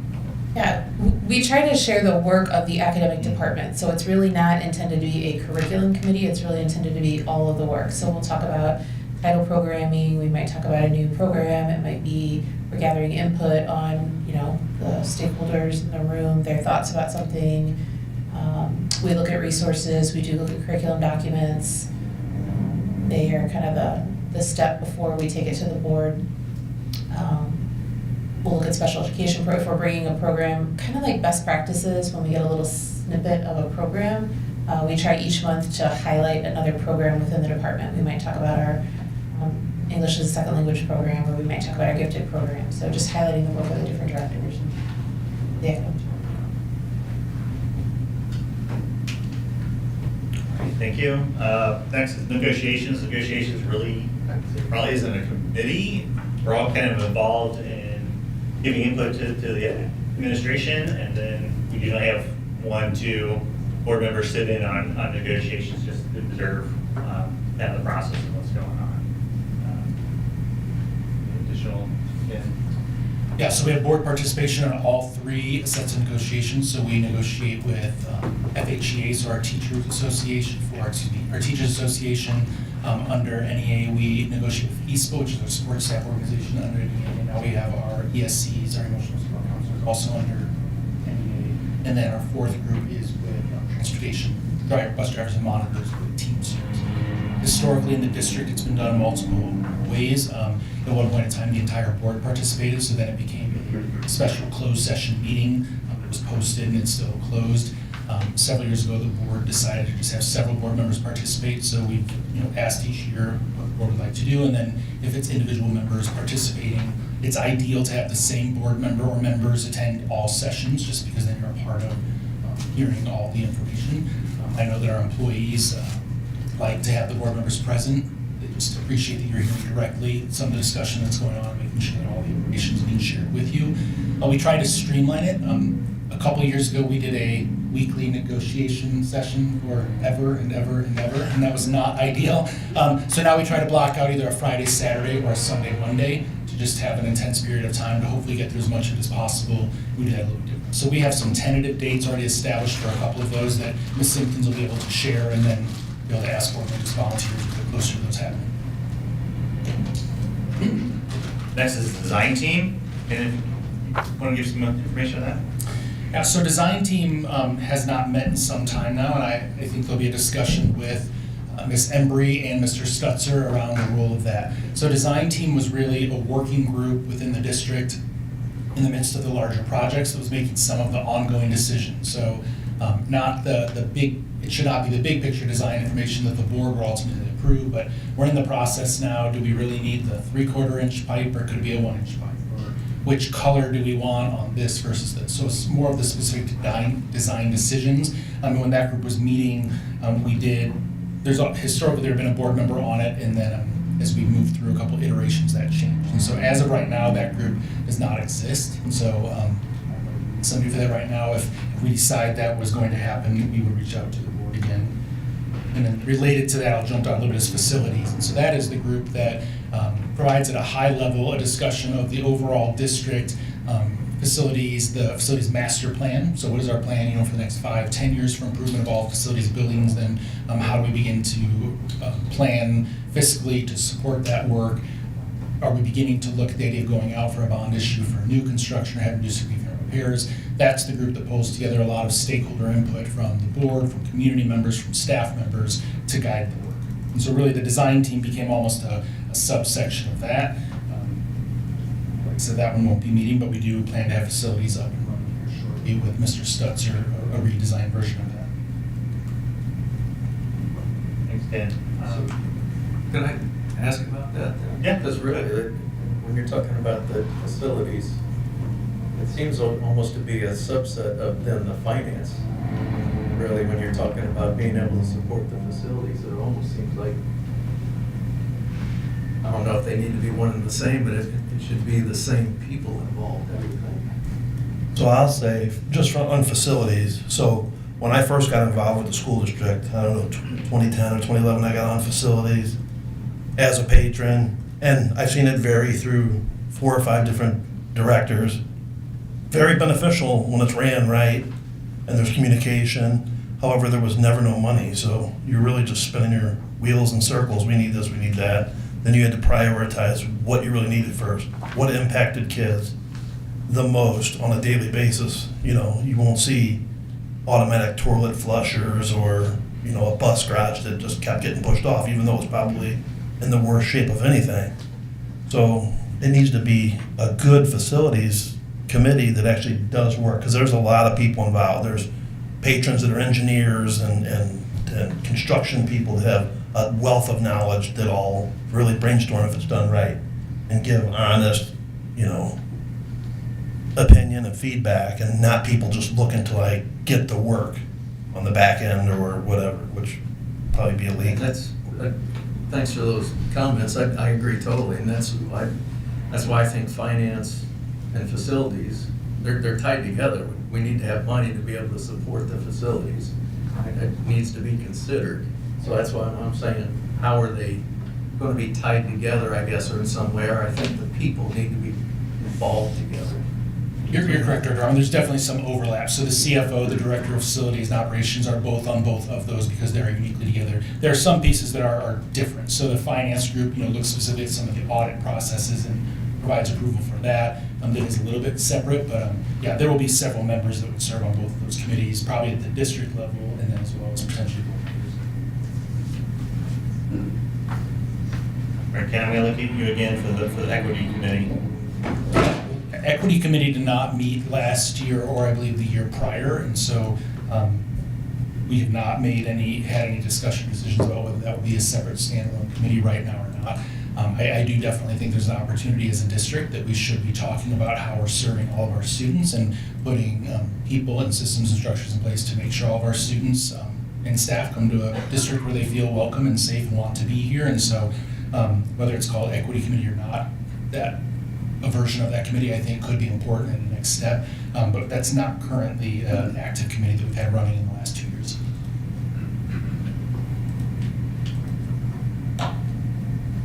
Safety task force?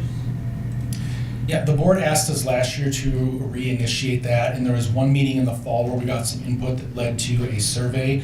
We've actually been meeting the last couple of weeks with Jason Griesenauer, who is our safety manager, and we'll be working very actively now with Dr. Salvo to lead out some revision and update of our entire district safety plan. So not only the emergency response plan, but looking overall at all of our both safety and security measures in the district. The board gave us the directive is we're in this final year with the security company that supports the district to look at are there other options, either in-house or other companies and other things to do. And so that's something that works beginning now. We actually met with our administrators this week and talked about it as well.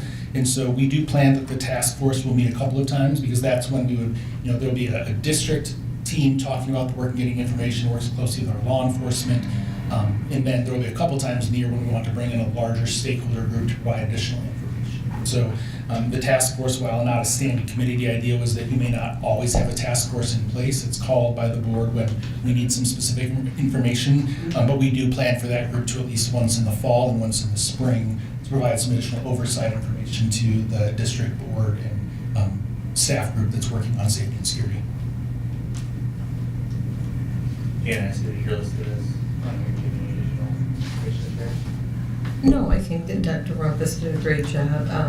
That was something that I was on when I was the nurse coordinator for the district, and if possible, I would like to stay on it, but it's not a deal breaker for me. But yeah, it's really the last meeting I think we had with all the police officers and the fire chiefs and everything. I thought it was very beneficial for everybody to see what was being discussed. And lastly, we have communications. So there's not an existing, what I'd call a communications committee per se yet. This was an idea to establish something similar to what Dr. Buckman has with academics, just more of an advisory team to come together and talk about communications, and something that I'm open to and would like to do. I think at this point we've really kind of focused a lot on the community engagement part of communication. So we do have two other committees we operate out of, I'll call them planning teams, if you will. We operate out of communications that we'd love to have board participation in, one being the Citizens in Our Schools planning team.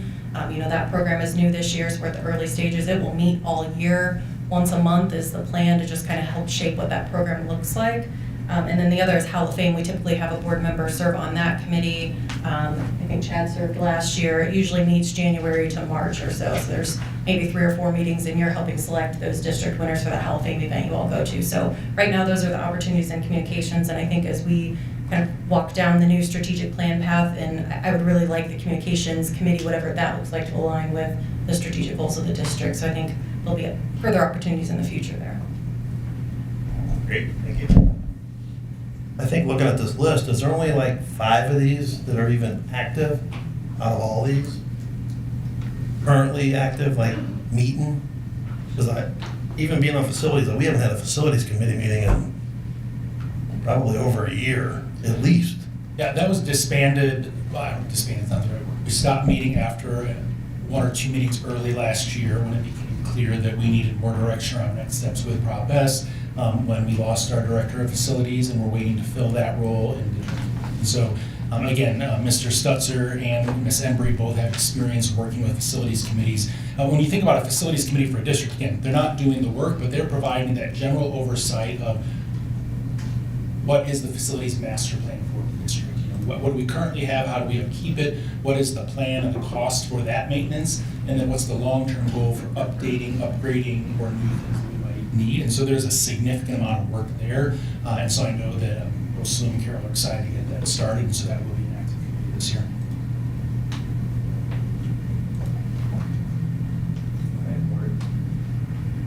I'll let this percolate in everybody's mind. We'll take a 20-minute break and come back at 10. Everybody can think about what committees they may want to be on, which ones they don't want to be on, and we'll come back.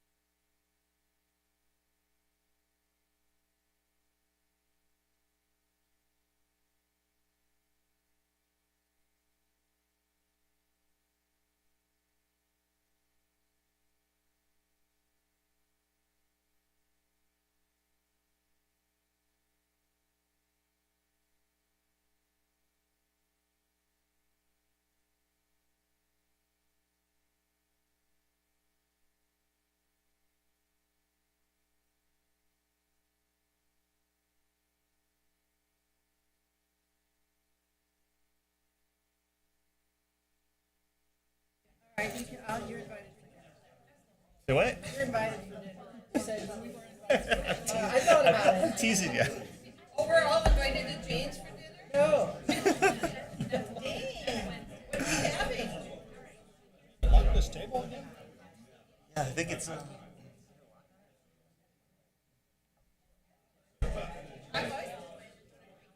Looks like it's solid. I think I was tipping.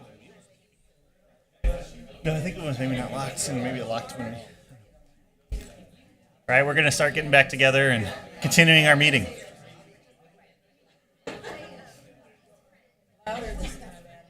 They're working their way back.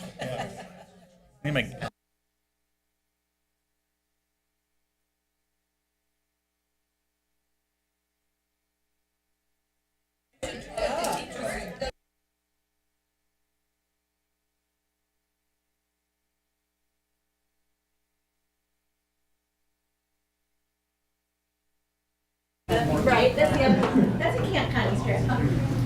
When you want everybody quiet. I said potty strategy.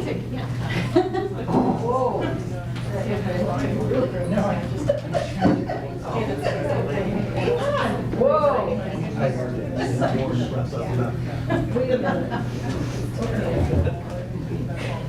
All right, board, we're going to run through these committees, and if you're interested in being on one or being the alternate, just let us know. We'll kind of run through, make sure that we have the appropriate people, and go from there. So, employee insurance, I know Janet, you said you'd like to still be on that one.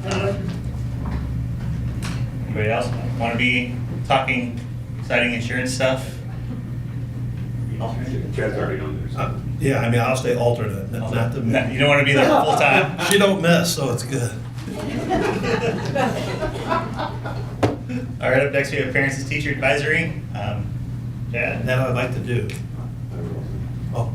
Give it more than one as well? I know, Ken, you said it's only twice a year. Check. Mark? Strategic planning, we'll get more into that one, so as we go through the year, we'll skip over that one for now. Finance and audit, anyone want to get into finance and audit? I would. Jane? Want to be full-time? I mean, we both could be full-time too. I'll put you as primary. Myself as alternate.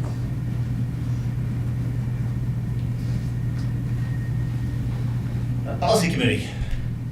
And that generally, I believe we already pushed it. It's a Monday, 3:45 to 5, or to 5:30. Yeah, but it's a Monday afternoon.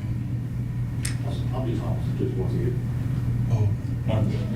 Well, yeah, we end up canceling a couple, but it's meant to be Monday. So Randy, did you say you were going to do policy? Yeah, I'll tell you that. Dan, policy, anybody else interested in policy? It's riveting, I'm sure. Very fun. I'll be alternate.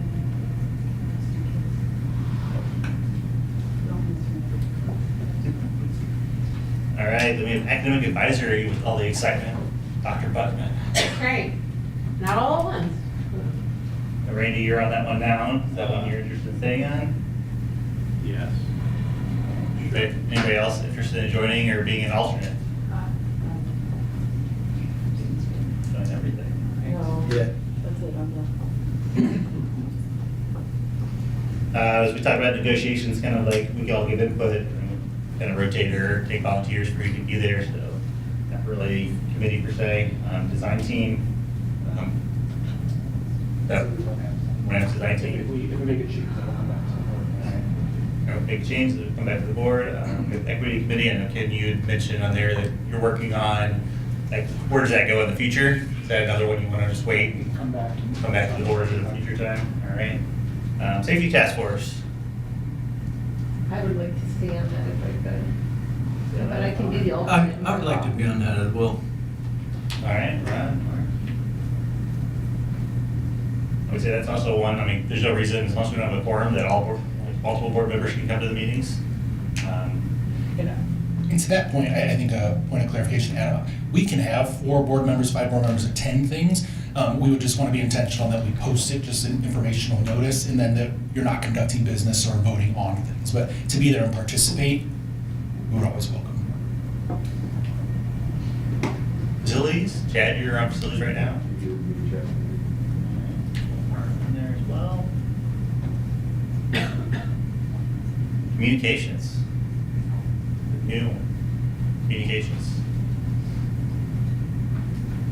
I wouldn't mind being on communications. Anybody else is also interested? I can do it if no one else wants it. I was just gonna say I'll take the alternate for him, but, okay, I can be the alternate. No, everybody knows I like to talk, so I love communications. Put Janet as alternate. No. All right, just Janet. Hey, I'm just gonna add you to all of them. Yeah. Just get all the emails. Okay, that's right. Yeah, that's true. All right, I think that's everything. Get those down. I do. Great. Up next, we have our buddy schools. So, Ken, do you want to give a little overview of the buddy school system? Yes, I can't speak only in the time that I've been in the district. We've had buddy schools. I don't know if the structure has changed over time. But the reality is with 23 schools, that's a lot, to ask you board members to attend events at all of them or to be on the email list for all of them and get all the information to all the things. And so over time, I believe board members have liked having 1 or 2 or 3 schools that they might be able to focus on the year. So you might choose key events that you'd like to be at, or first day of school, last day of school, special assemblies. Maybe you do something special for them throughout the year. There is no minimum expectation. There's no list of things you have to do. It's really up to each individual board member. At the same time, we know that our principals also like having that direct connection.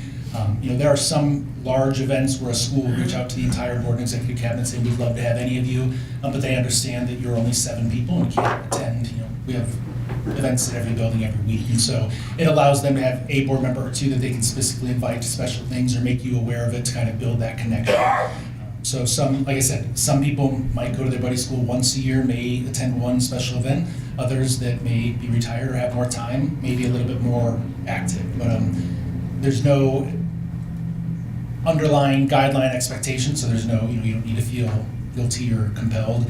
For some people, they choose a school where they might have a child or grandchild involved or that they have a connection to, and then other people choose other buildings for a reason, just that's a building I may not have a connection to and I'd like to learn more about. So generally, like you see on this list, each person has picked a couple, and then we just communicate that to the schools, and they'll make sure they invite you to their key events and reach out to you.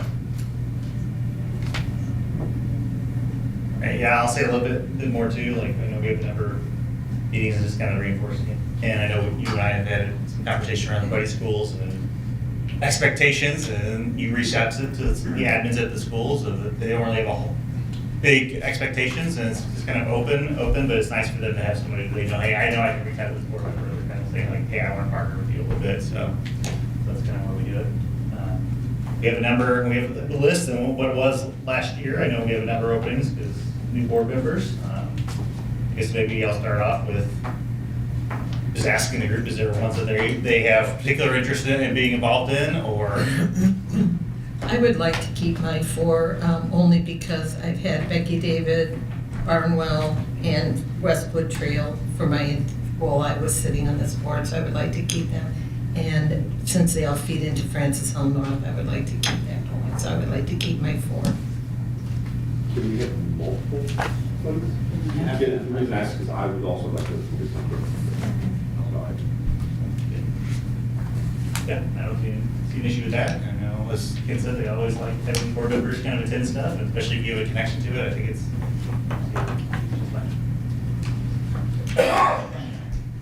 Ken, on there, which ones were you talking about, Mark? Same ones? Yeah.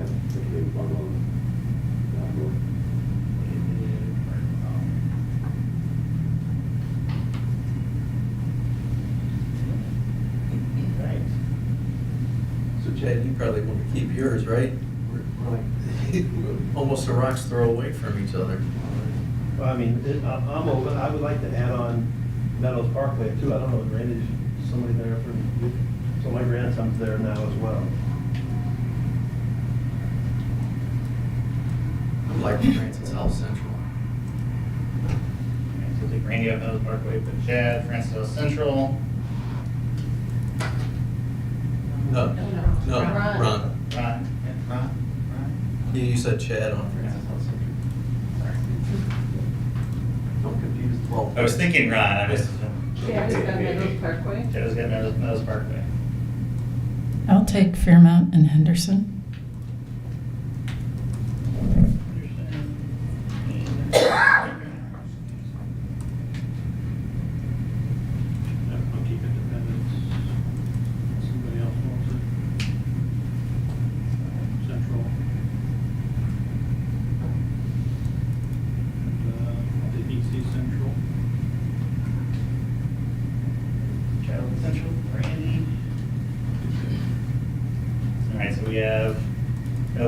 everybody, if we kind of keep everything else the same, we have Hackman, early childhood, Hackman's open, Harvest Ridge, Warren Middle School, Warren Elementary.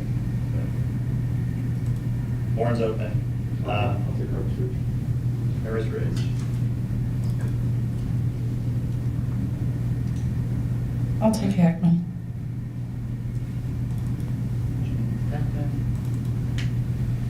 So we have Warren, and we still have Hollenbeck and Sager. Sager's right there by Central. It is. I'll just, yeah. We'll take that one as well. Yeah. Sager. Good band program there. Good concerts. Chad, are you keeping Howell High in the game? Let's keep Howell High. And we have, so we have Hollenbeck and Warren. Takers for Hollenbeck and Warren. I'll do Hollenbeck. Yeah,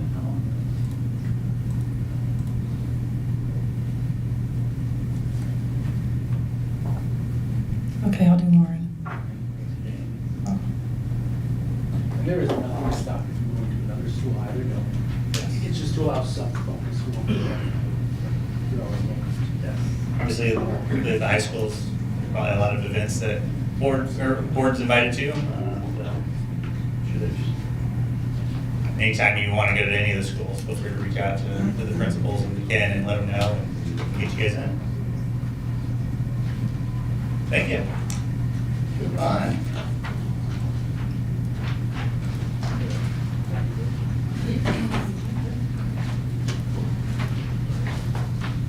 All right, next topic is student board representative.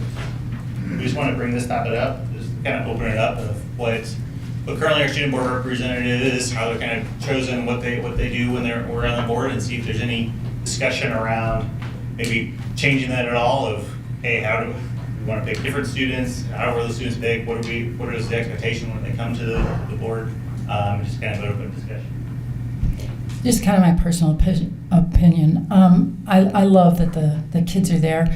What I thought might, in my opinion, be a better idea is to have the child, whoever's chosen, come and talk to the board as a patron, not tie up one of those 10 slots, but just as a patron every month, address us as a board, what they like about the school, what they don't like about the school, their experience, whatever it is that they want to talk about. In my mind, that's more of a developmental opportunity for the child, as opposed to, some of them just that deer in the headlight look, they don't know basically what to do. And I'm not real sure that activity of just maybe sitting there, maybe it is as helpful or as much as a growth opportunity as it would be to think through a speech, write it down, prepare it, and present it to us. I think that would, for me, I would like to see that.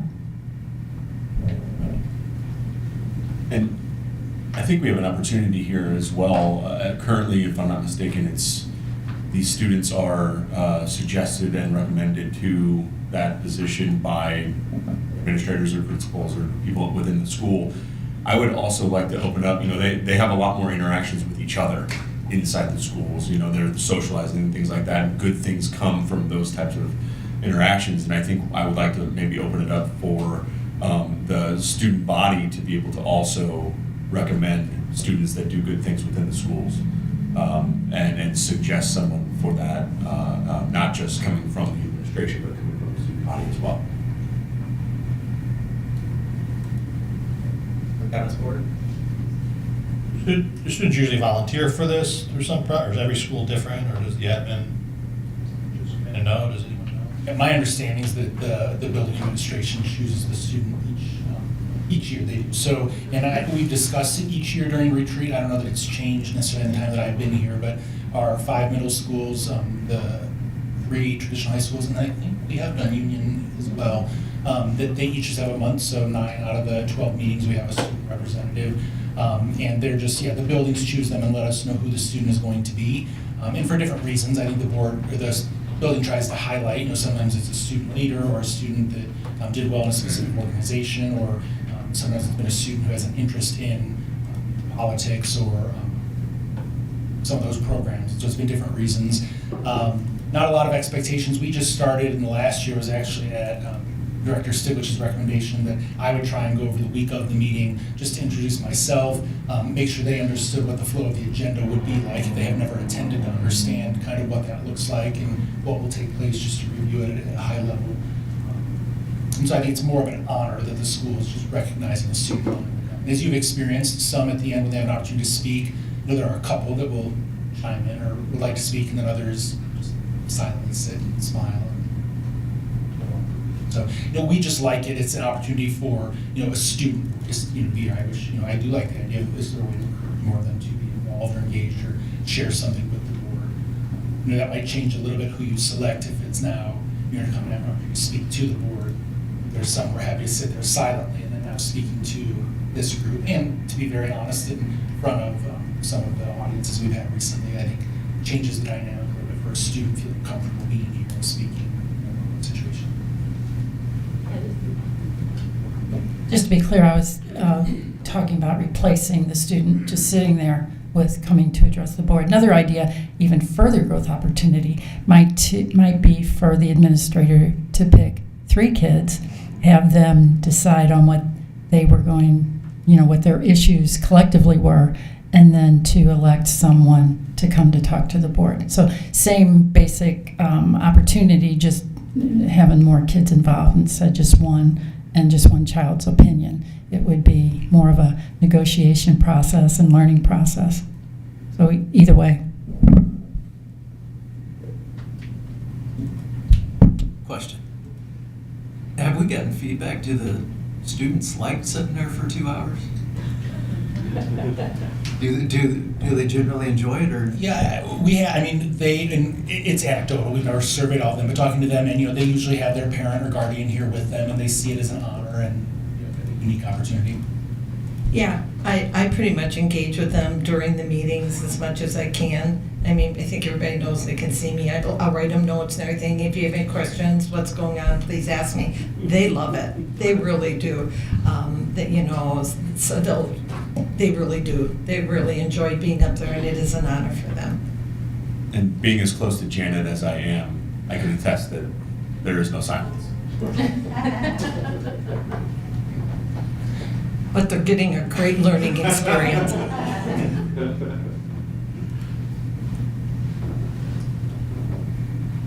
Discussion.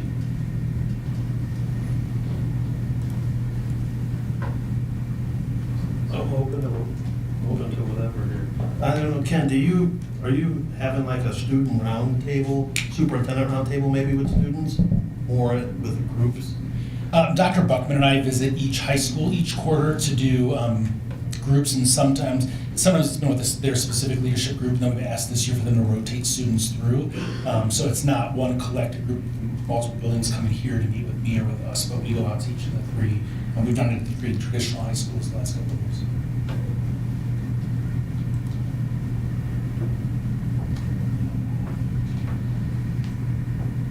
So I know me personally, I like the idea of a statement. The minimum gets them talking, and maybe they'll be a little more open to talking during the board meeting if they've already had it presented to us and talk about something. I think I like the idea of a student body-based one too, but how difficult is that for the schools to implement, would it be to implement something like that? Are there any thoughts around that? I think if that's the direction we want to go, we could just work with the principals to talk about a method to do it. I think they could just say, this is coming up, a couple months in advance. We're going to have the opportunity. If you are interested, please let us know, and they could work through some sort of, as opposed to just picking somebody, but who else is interested in identifying a student. I think that given now there'd be a speech part, not that they'd want to write it for them, but make sure the student is prepared, have an opportunity to talk through it. And I think that idea of it was Ms. Pushkar's recommendation that there are a couple just sentence starters that, identify a couple things that you love about your school or the district, or some opportunities for improvement you might have, and is there other stuff you'd like for us, or you'd like to share?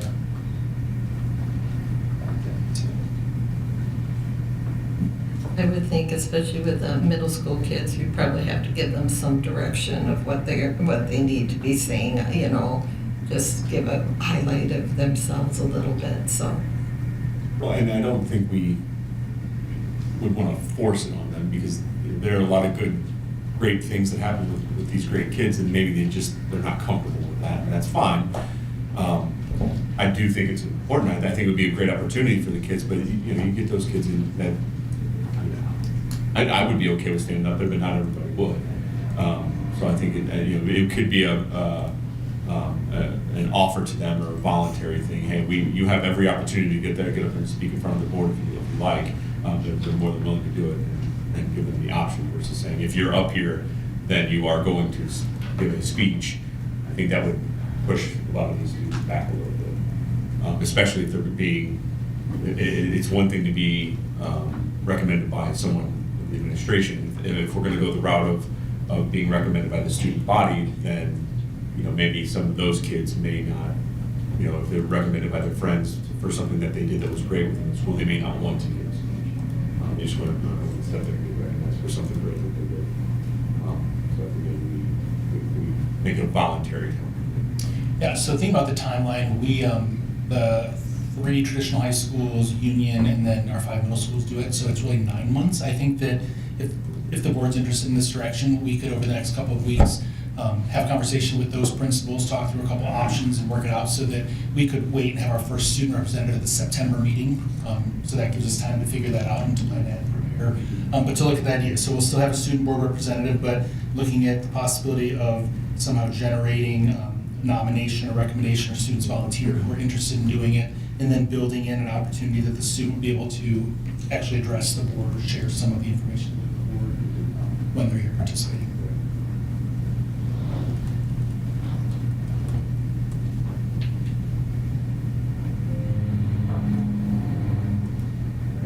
Am I hearing some consensus around a little bit of student body involvement and at least voluntary time where they can come and speak in front of the board, and kind of we'll give them some direction around what kind of topics. So what do you like about your school? What maybe you'd like to see change about your school? Well, and to be clear, I mean, I guess it would be okay if a student was like, I'd like to do that myself. I want to be that. That's fine. My point was, when one student does something great for another student, or a group of students do something great for a group of students, or something along those lines, those things I think are commendable and should be brought to light. And that group of students that was the beneficiary of that could then recommend the student that did the great deed for this. And that was my intent. A student volunteering for it and saying, "Hey, I've always wanted to do this." Okay, great, yeah, but we can look at both of those. But the intent was to highlight the great things about this district and the great interactions between the students. I think it's important.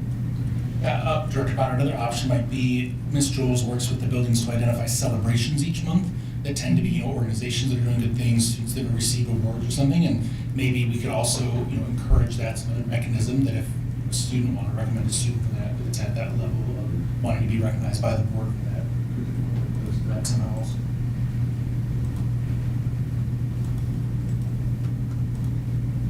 Is that enough direction for you? I have one other just question, comment. I know that once the student is seated and everything, after we take our picture and then they're seated, I would like to see maybe another picture with the person sitting up there with the board. I think that would go a long way too, other than just the ceremonial standing in the front. And then once they're seated, in the past, it's always been somebody's made a comment, you can do everything but vote. I think for the consistency, that since the board representatives could be sitting next to me, that I could just make that comment, we're so glad you're here, everything, welcome on behalf of the board, of all of us. And then, you can do everything but vote. We'll really encourage you to make comments or something. That's just my thought, rather than have it be so, so in case something doesn't get said, or you guys got a lot, everybody's got a lot on their plates, that way it's consistent. No issue with that? Everybody else good with that? I think we can also, as we finalize this, actually have more of a written formal piece that we provide to the school, to the student, the parent, outlining. That way everybody feels comfortable with what's going to take place. I would agree with Janet. I think she does a great job of trying to alleviate some of those butterflies that these kids might have coming up there. I can only imagine how nervous they are sitting up there and being recognized in front of the world, basically. So, Janet, you make a good point. I think that's on behalf of us. Yeah. And everybody's welcome, just like we do when, whoever said it, welcome, we're glad you're here. So I think It's just something that I was thinking would be just a lot easier to take the heat off for somebody else to have to do that, and so, just for more consistency. I was actually talking about not having them sit on the board, but rather address the board. But, I mean. Oh, you mean not sit up there at all? Yeah. Because in my estimation, in a lot of cases, I'm not sure that's developmental. I mean, it's just me. Well, I like the idea of them having something to say, but I think that's part of what they like being, is to be able to sit in that seat and to look out and have their parents looking at, I think I like the idea of having them talk and addressing what their thoughts are about their school and everything when they're introducing themselves, but I thought we would still have them up on the dais. I didn't realize that was you with the direction you were going, I'm sorry. I've talked to other districts, and there's not very many of them that have a student representative. I was just gonna, not that really means anything, but I'm just not, I understand what you're saying, Janet. I'm just think it's more of a growth opportunity to come to the board, talk, and then they're free to leave instead of sitting up there for 2 hours with not understanding at all times what's going on. And as we mentioned earlier, sometimes the topics that we discuss and things like that are not necessarily pertinent to them, number one, and number two, could be uncomfortable. And I'll go back to when I visited other schools. That's right, there's some that don't do it. Some have a student rep that's there, the same person, like elected. I guess some districts only have one school, one high school, and they pick the one, with multiple would be hard. But I knew we had exactly one extra chair at the old place, and the superintendent used to sit up there. Is it like a student body president that would be? I think it was the whole time. Or? I don't think it was I don't even remember exactly, but it was some do, some don't. More of a selective process. You apply to be board rep. Some districts will do so that you apply your junior year and you get to watch and observe, and your senior year you move up to be on the dais as a student representative, and then the junior would spend the year observing again. Different boards do different things. Yeah, they would actually engage and talk about, And in some boards, even MSBA did a once where they had a student board come and talk to all the delegates. And in some boards, they even allowed them to vote on certain items like cafeteria things and stuff. Not all of them, but they do allow it, and that was part of it. So, but it's always the same person who gets to be, so they get to learn the process. Yeah, I can look at it as giving them an opportunity to speak beforehand and kind of giving them potentially prompts if needed, then hopefully encourages them to maybe speak more during the meeting and offer some inside input. Get them talking ahead of time if they feel more comfortable doing that when they're up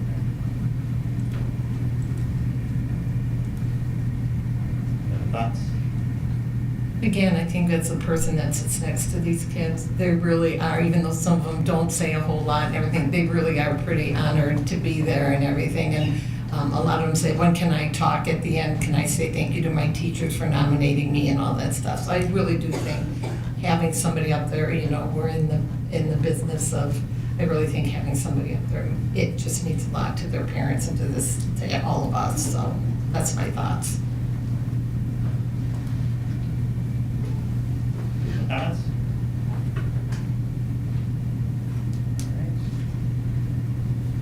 And I do warn them that the meeting could be 2 to 2.5 hours, and they just need to smile through the whole thing. I give them that warning at the beginning when I try to go out there and meet them beforehand, so they're a little bit more comfortable. Ken tells me who they are and introduces us, and then so I try to tell them it's going to be a long one or something. Just smile. My only comment at this point is, this whole discussion, what does it mean? Where does it leave us? Is the There you go student again, rep Ron. going to sit next to us? What are we doing? Well, it sounds like for the most part, it seems to people are kind of feel like it's probably an important thing to do, at least for now. So I think continue having them sit next to us, but I think encouraging them to come speak beforehand with commentary is also a good thing. Obviously, it's something we can look at again next year and say, how do this work? We made some changes, how do they work out? Where do we want to go in the future? Where it leaves us is a meeting that's 3 minutes longer, just saying.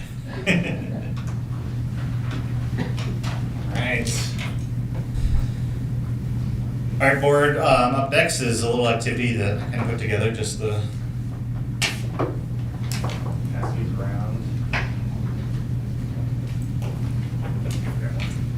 So just give me a sheet. So what we're going to do is we're going to kind of spend 10 minutes individually, maybe 15 if we need it. This is really just kind of think about what are our individual goals as board members, and then we're going to share out. So looking at 4 spots here, one because we can't all have 20 goals.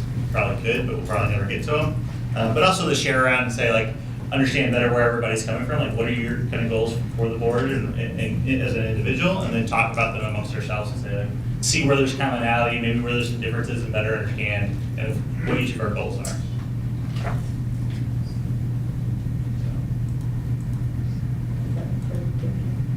Sorry. Probably requires some thinking. Yes, I know. So I'll just we'll start with 10 minutes, and if we need some additional time, we can add in another 5 minutes.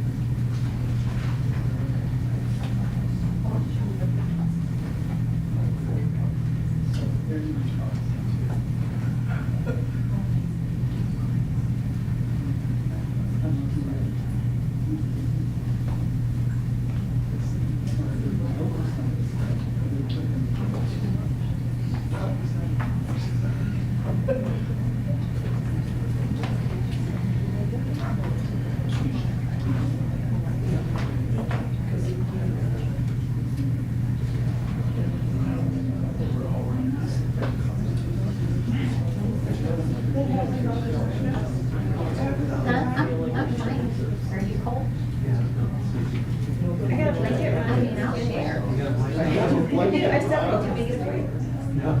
I have an electric blanket, a regular blanket.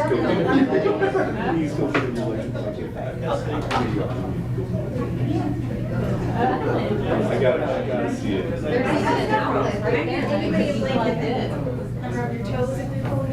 Yes, I would be cold if I didn't have a blazer, but I'm comfortable. I did 3.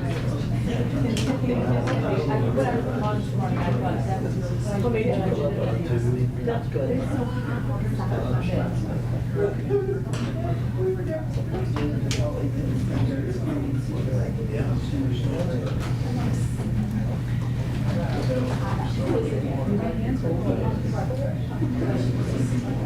Lisa has blankets, she's all. All of the 3 of them. What are you doing with blankets? The guys are cold all the time.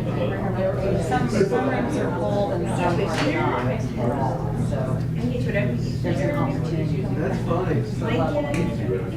Isn't it fun? We live in a world where we freeze the building, turn the heaters on. Well, and I also work next to Marcelini, who is always hot. Yeah. So like he goes in my office. It's not just fun. So I think it's just personal. Yeah, that was like my. Oh, so what is the lighting regulators? Iron maybe or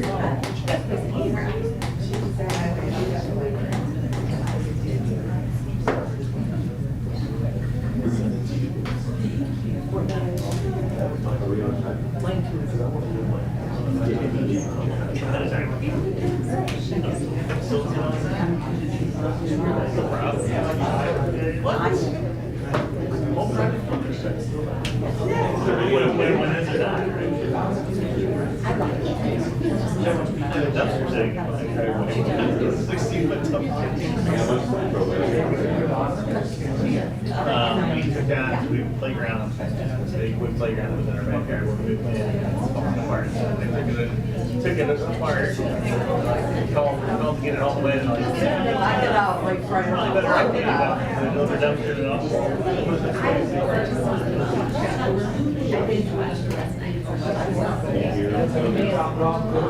Drop, well, I filled it. Yeah. 17 by 4 by 7.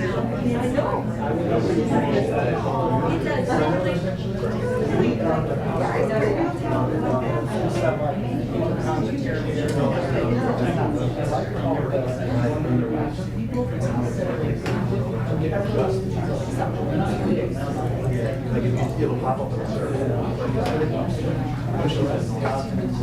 They roll away, they get it dropped off in the driveway. So they'll be back in the week to pick it up. Just so you know, if you keep us longer, They'll just charge me in. Yes. It's already pretty much full, no more stuff.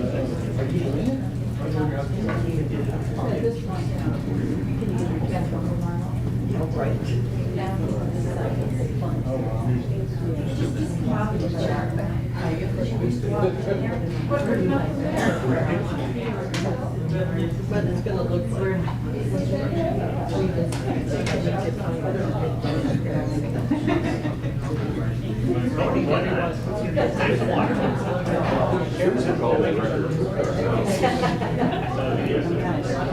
You get into the Federal Reserve balance.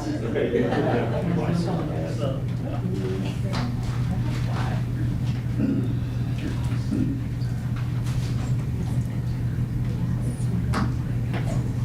looks like everybody's done, so we can save a minute and 15 seconds. What I want now is kind of pair up. We haven't had a lot of time to interact with, and we're going to spend 5-10 minutes just talking about what your individual goals are, and then we're going to present that out to the broader group. Ron and Jan, I don't know if you guys have had a lot of time to talk. Maybe pair up might be a good one. I just closed the door. On the far sides of the board table. Pair up.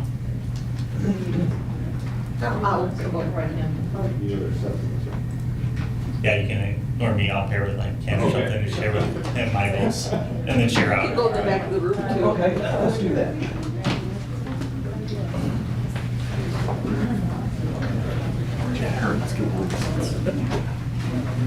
I'll be the honorary student because I'm learning.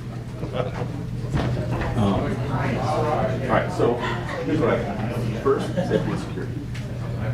The reason I wanted that is because I did not like what I saw with Jason and Jerry and I went there, and they just had there's that park behind there. They had these vagrants just park up in the school. Plus, they don't have any film on the windows. There's all kinds of something. Like, at what point do we just wait until something happens? Obviously, chances of something happens, right?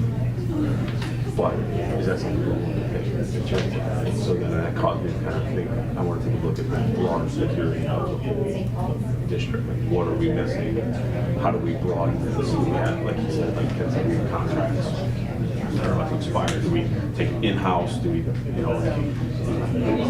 part of me thought, do we take this to like a legion? Do we have our own internal, campus police, And I asked Jason about it. I said, let me ask you this. You're on the safety team. You're in charge of safety for the whole district.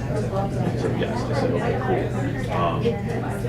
We were sitting there with Liz, the principal there, who I've known forever. And I said, do you have enough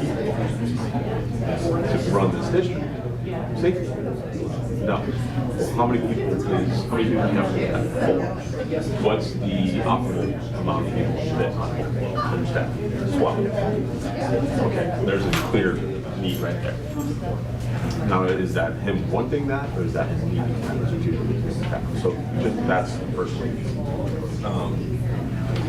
Parents and teachers, I'm sure you know this full now, but when COVID first hit, she was trying to talk and trying to figure things out, but everybody was learning stuff. We all learned by seeing things too, so that delayed her speech. But when the district was like, sorry, we can't do anything, it's quiet, because her daycare's outside of the lines. Sorry, what, huh? So hold on, time out. Either you deal with this, or help us deal with this now, or when she turns 5 and goes to kindergarten, she's then going to be your problem. It's going to be worse. So those types of little intricacies about they would not go to the daycare because they were in the daycare. So we take her to the Howell Gardens, the retirement center. Inside there's an early childhood education for the and it's awesome. They interact with the old folks. It's awesome. They call them grand friends, and they're really cool. But they wouldn't go there because it was outside the lines. And so I was thinking maybe we partner with Zoom Wall in Wentzville, and much like in-state tuition works. We partner with the districts that are ordering us to do the same for them as they would for us, and then it's a wash. Something like that. But it's too late for us now. We could barely afford to pay the, it was an extra $700 a month that we had to pay for speech therapy. How many kids in this district are now going to suffer? Okay, let's go. Right. So that's something we've got to tackle that. Because it's going to be an epidemic coming into this. These kids that are at my little girl's age, mark my words, because of this, because of we're going to find that these kids that are that age are going to have issues. We're going to get feedback. Facilities and public offerings. So, you and I are ball players. What I think is an opportunity, I asked something. Anyway, she went to the vote, the facilities vote, and said, hey, how much is it for that piece? And it was, she said it was $125 an hour to rent a basement. And the process. Well, that is far that's outside monetary parameters that my league has. So no one is using that field because it's so expensive. but if, like, something like mine, that's said, hey, the average amount that we pay for the field is X, either you can accept that and make that money, or the field sits empty and you make zero. Right? So to me, it's an issue of, you know, the district being too expensive for just normal leagues to play on these fields, but then you don't want to offer it to everybody, right? You want to offer it to responsible players like mine that are actually really ball players that know how to take care of the field, follow the rules. So that's one of the things. So I think there's a good opportunity to reach out and bring the district down. I think there's a lot of pride.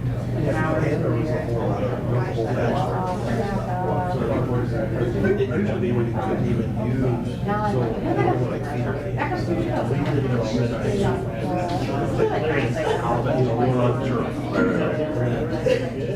We had to cut costs and look at ways of generating money. We started to some of the usage fees. And they took what it would cost to do this and have a tournament here and there. I mean, you're also wear and tear on the field. Sure, I get that. I mean, you don't want to have. And then you can get deals, and then you turn around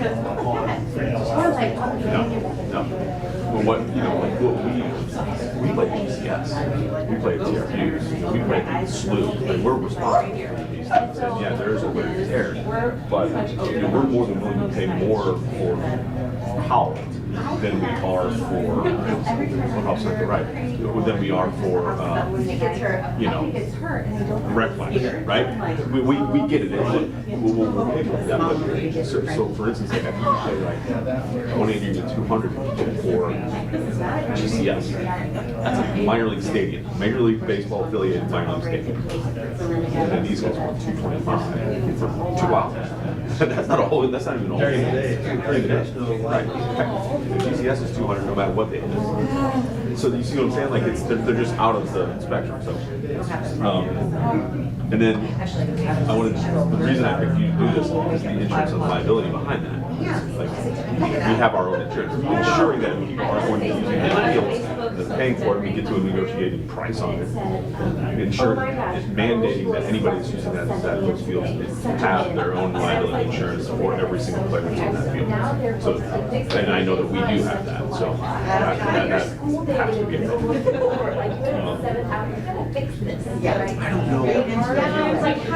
Obviously, teachers reach out to councils all the time. Some teachers feel like they can't see it, or they feel like their voices can't get heard, or fear of some sort of counter or retribution. And like to me, I don't know what I can say, what I can't say. Like, can I reach out to teachers? Can they do that without a need? Like, I don't know. So that's one of the things I just think right. But yet, they negotiate. I'm willing to do that. And like we don't know who's in what union. We don't know which union has, how many people or how many teachers are in that union or in this union. Or, we have no idea. Another issue is such a change. Like for instance, Anita, she's the spokesperson for all of this. And the reason that she's not the spokesperson, she's not the president or whatever, is because her union has the most representatives, right? That's the way I get it. How do we know that? We've been trying to ask for years. Because there's a whole thing. Oh, well, he hasn't gone yet. Well, yeah, and I think I misinterpreted this whole thing. Individual goals. I screwed it up. Come up with another one. Like, how do we know? Like, she just said, well, I how do we know?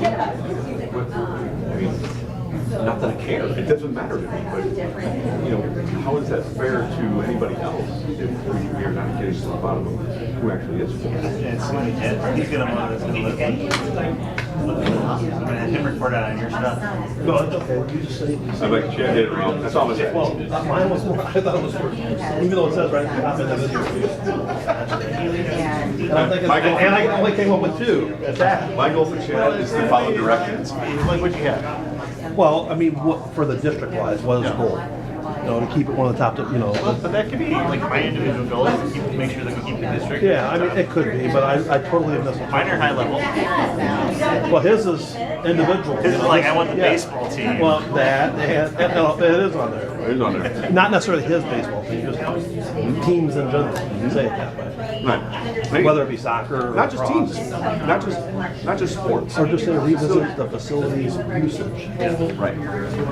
That's perfect. He's just listening to all of us. Mark's even just after. Oh, he's gonna have. Real photos. Should we post a twinning picture of you guys? You do look at twinning together. No, I was going to say.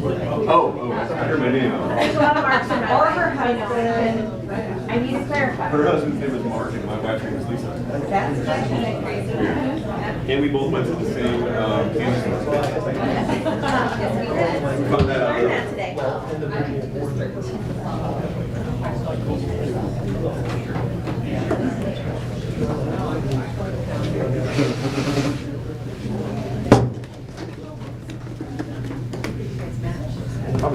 Ooh, I was gonna watch you pour that right on your lip. You were gonna stop. No, I would have stopped you. You're like, watch this. This is good. It's gonna pour it right on the napkins.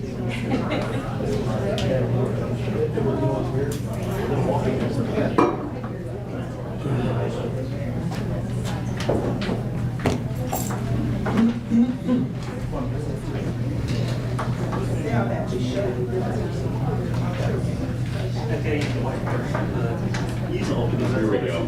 That's what I do. Whiteboard Willie over here. Come on. Adam, do you want? Oh, You look like Bob Barker. Yeah. That's what I can't help. See if it's more comfortable.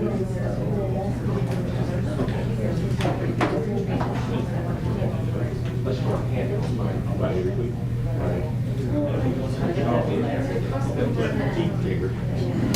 Report out on James, report out on you.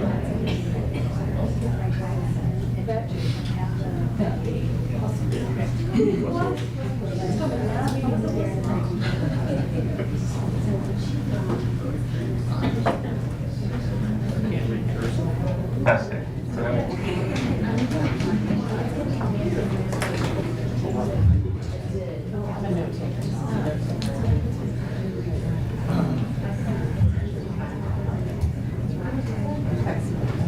All right, board, thank you for entertaining me there, entertaining this activity. I'm going to go first since I was kind of on my own with Ken and just kind of report out kind of what I have for my individual kind of goals. And I kind of broke it up in three groups, and one is kind of high performing,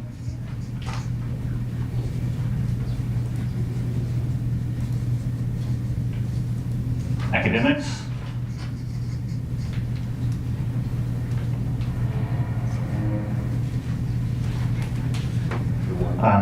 yeah, I probably needed more high-performing academics when I was in school. Sorry, Ken. Really, and for this one, I mean, to me, that's one of the biggest reasons we're here is trying to make sure the kids are educated well across the board and that they're prepared for the life ahead of them. Great teachers, staff, and really kind of goes into my first one is if we don't have great teachers and staff, if we have a lot of great teachers and staff and are able to retain them, then we can't do number one very well. And then my third one is strong finances. Kids kind of going back in a tree, kind of a tree. If we don't have strong finances, it's going to be hard to keep and retain great teachers and staff, and it all kind of rolls downhill or uphill or whatever.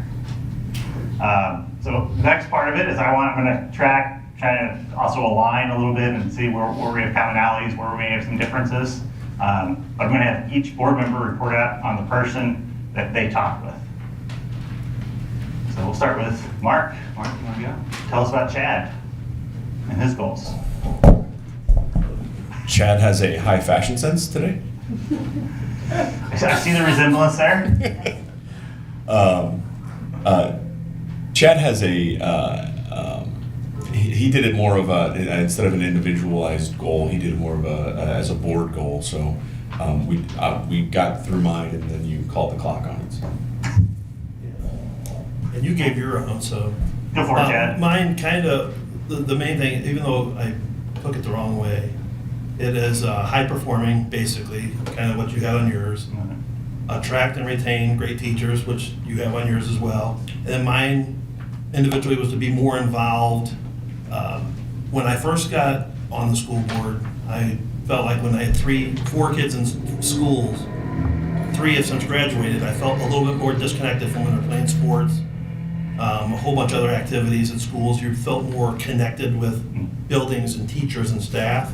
I felt like that slipped off a lot now that I only have one son still in school. He's going to be a senior, to try to get back in more.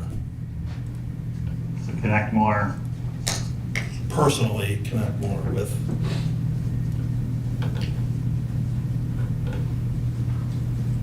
Connect more personally. All right. That it? Yeah, them were my 3, but do you want me to give you his or can Yeah, I give you go his ahead. own? Give me his. So his was safety and security, I know. Facility usage. When you say facility usage, what? More when we had the facility usage fee structure and the revenues part of it. I'll let him get into details about it if we want to get more into detail, because then the third one I can't even remember. Parents as teachers. Yes, the parents as teachers. And then the teacher support. Teachers. Want to give us a little more detail, Mark? Parents as teachers, I'm sure everybody here has, well, maybe not everybody, but during COVID, my daughter had some issues with district support. She was not in the district yet. And I'd like to dig a little bit deeper into that for kids that are coming up, so that if they do have issues prior to getting into the district, prior to kindergarten, that we can reach out to those parents that need it before, and that have issues, before they hit kindergarten, so that they can get help while transitioning into the actual district, so that the any issues that the kid has is obviously known prior to them attending, but can also kind of hit the ground running going into the district. So that's one of them. Facilities, public offerings, I run an amateur, or I help to facilitate some of the things within teams inside of an amateur baseball league here in St. Louis. It consists of a lot of ex-professional baseball players, collegiate players, high-level ball players. And one of the things that I've seen as I've inquired about facility usage for this is that I think we've got an opportunity to gain some revenues with these types of leagues around, they're responsible leagues, they have their own insurances, they have their own liabilities, and they can conduct themselves in a proper manner inside of our facilities. And if we don't, if we're out, I guess if the charges for those facilities are outside the possible monetary constrictions of these leagues, they're just out. So they're forced to go play at places like, we actually do play at places like GCS Ballpark, TR Hughes, Washington University, SLU. We play at the highest possible level facilities, and there are various leagues and various sports and various clubs throughout the region that could take advantage of our fields responsibly is the key. Responsibly and with their own insurances, but I think we are, as far as the pricing of those things are far beyond what any of them can afford it as for an individual game. For instance, I think our league is paying $180 or something, $200 per game, and our league for any field is paying is charging $125 an hour. So that's outside of what any league around here can afford. So it's either we choose to take advantage of this and make something off of it, or the field sits empty and we make nothing. So that's just the way I look at it. So do we want something out of it, and we negotiate with these leagues and get something back, or the field sits empty? Nothing. Again, just a revenue generator. It's a way for the public to be able to responsibly use our facilities, and get them to where they're actually being used when in the off seasons. The next one is, I don't, being a new board member, I don't really know what my restrictions are or how I am, what the rules are behind student and teacher interactions. If a teacher reaches out to me, can I reach out? What is the normal processes behind that? Am I restricted in any way? I want to be able to open myself up to any teacher, any staff, any administrator that wants to reach out to me if they have issues or problems or concerns with anything. But I just don't, I don't know if I don't want to step on, the FHEA's toes. I just want to get a little bit more in depth of what that is, and make sure that I'm doing things in the right manner. That's it. One more thing. So I know when me and Mark were talking, he mentioned too more about that. He understands and knows about the developmental screenings. Mm-hmm. It was more of his daughter was in a daycare facility outside of the district.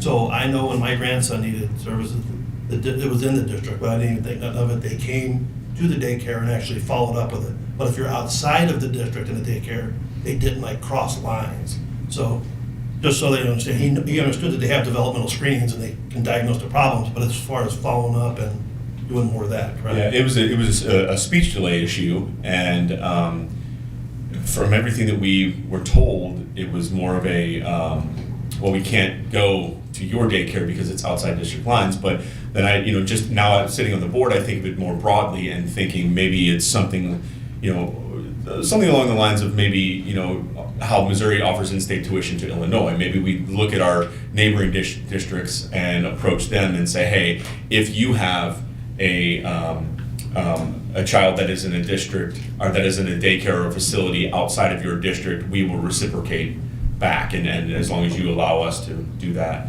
And I think there's an opportunity there to help. Not every person can or does send their children to facilities inside this district.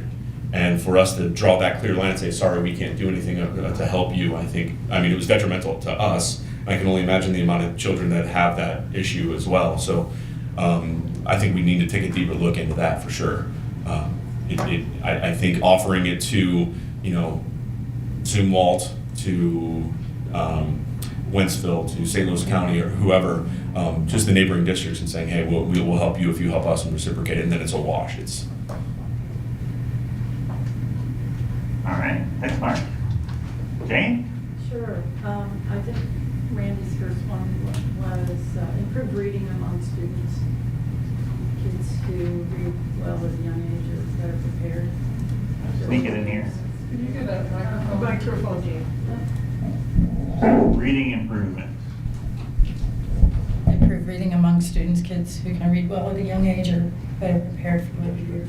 The second one, increase parents as teachers' participation.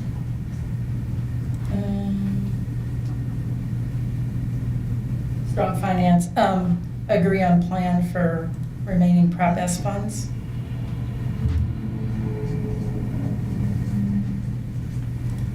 And then create policies to improve the district.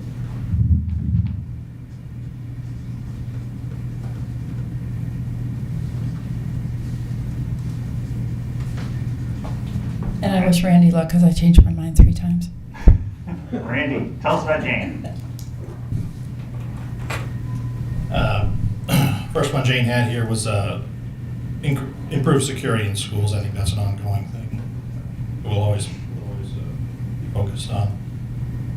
The second was provide as much clarity in the curriculum as we can, specifically with respect to parental availability to those materials, curriculum and otherwise. And the last one was just a general, fiscal responsibility goal that can touch on as you know, every single aspect. All right. Thank you very much. Janet? I think for Ron, he one of his main goals is under the, I would put it under the high performance. He wants to work on what can we do to improve MAP scores across the district. Not only are we know that we're in the high performing of the state, but why can't we be high performing in the nation?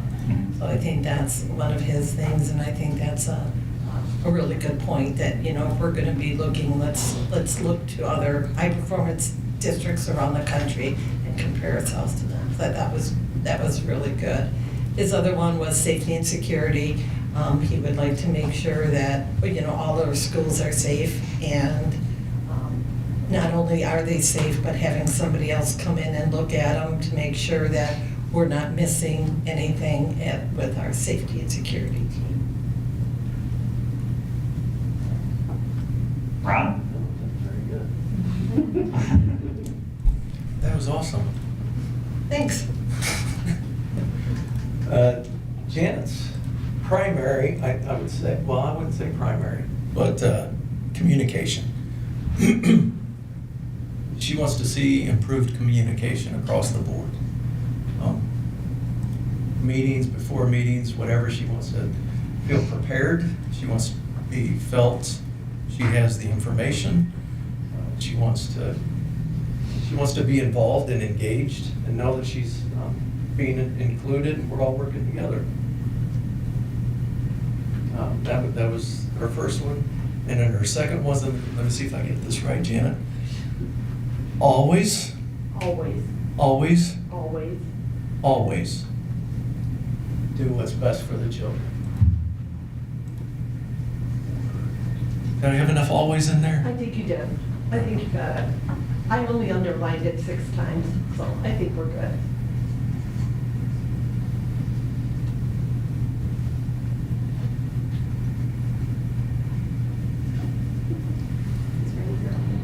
It's good to go, but always good. Yes, always. Make sure they're included. Is 3 enough?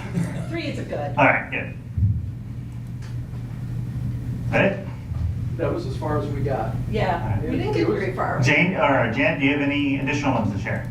No, we didn't have a whole lot. I mean, I think the one thing I really appreciated was just sitting down and seeing where we both were coming from and what our individual goals were. I think Ron's got some he's pointed on with some of his concerns and one of his things. And I think one of the things we talked about is, you know, just being on the board, what the expectations are and when do you start to feel comfortable? And I told them, you know, I was in this district for 24 years beforehand and was on the board for 2 years before I even felt comfortable even talking about to people. So it just is, it's really hard. That's what we talked about, that communication piece with each other.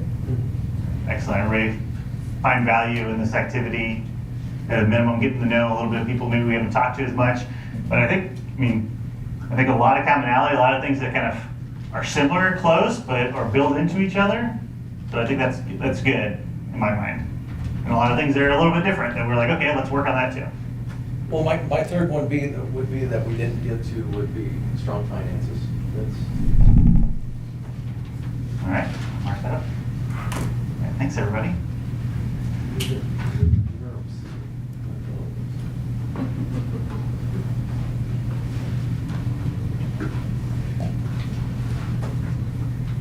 Up next, we have Ken. He's going to talk about MOUs and contracts. So, Board, I'm going to turn this over to Carol. I'll give a brief introduction and share something she's been working on. This came up this year as we've worked through a couple of contracts that came forward to be signed as we had transitions in the finance department.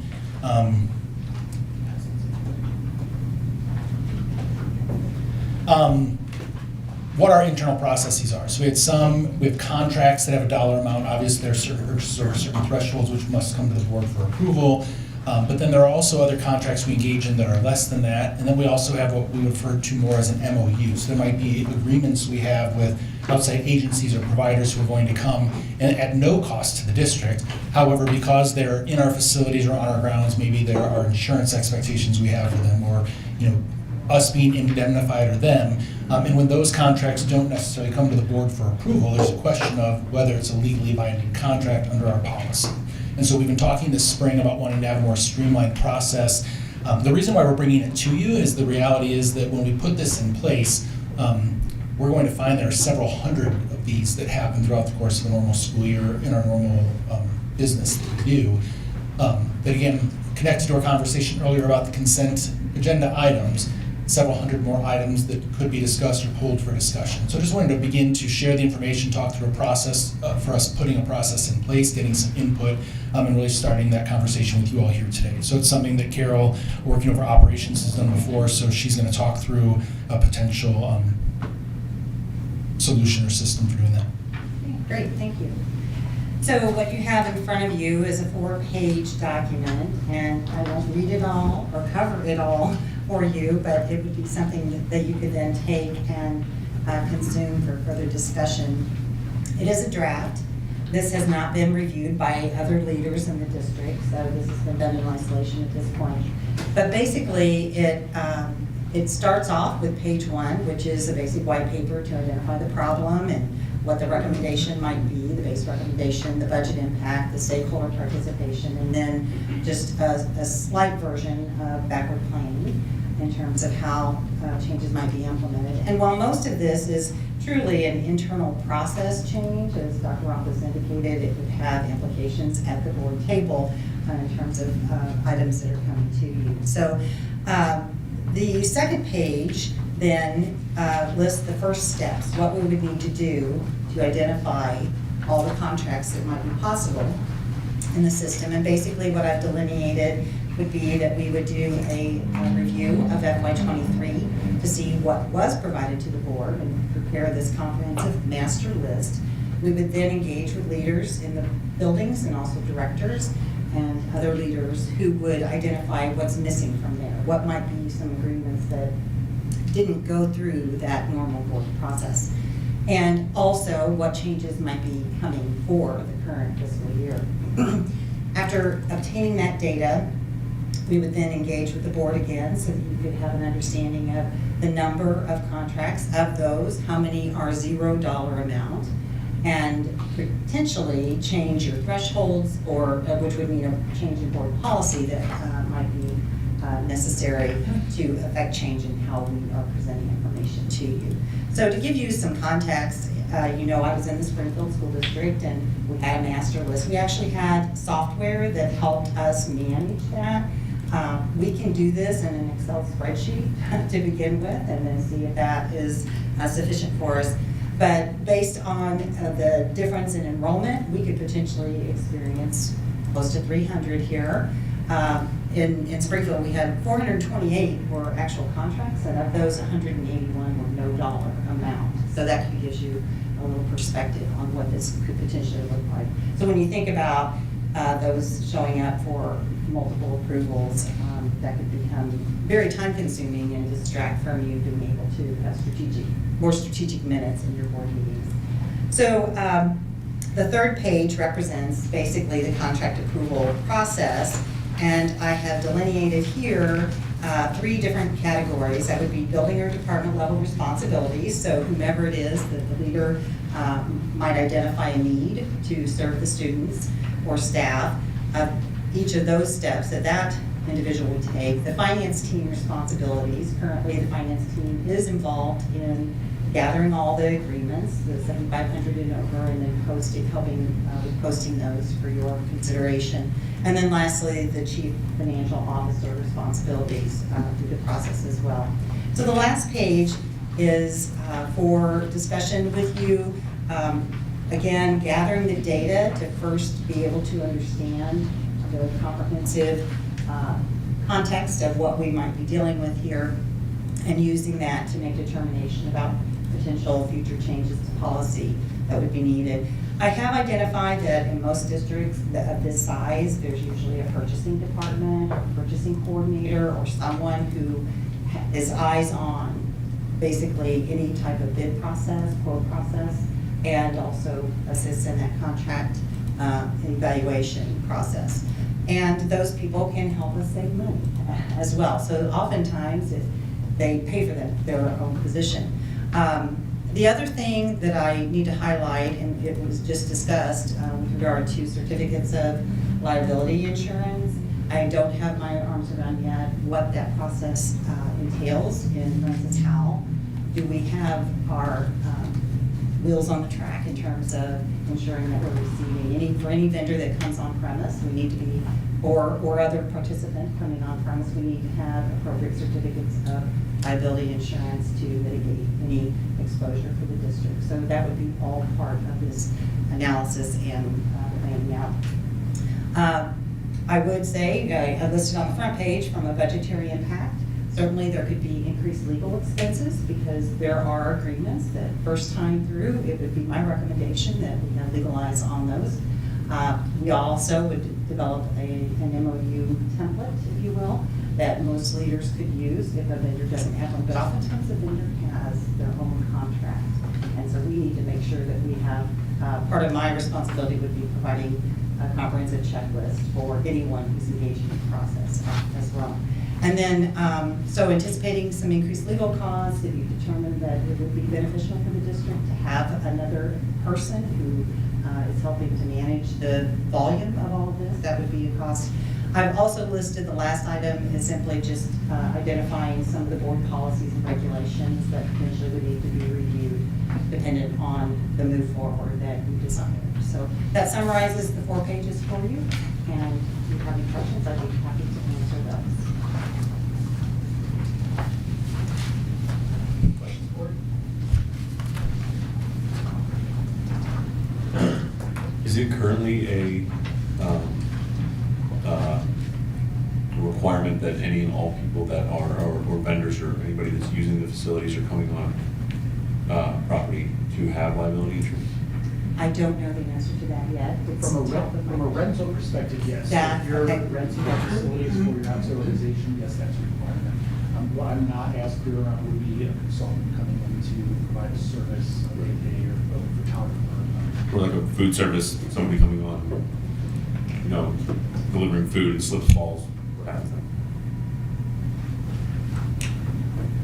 What I know so far is that there previously was a purchasing coordinator or someone who served in that capacity, and perhaps they had responsibility for that piece of ensuring that we had protections.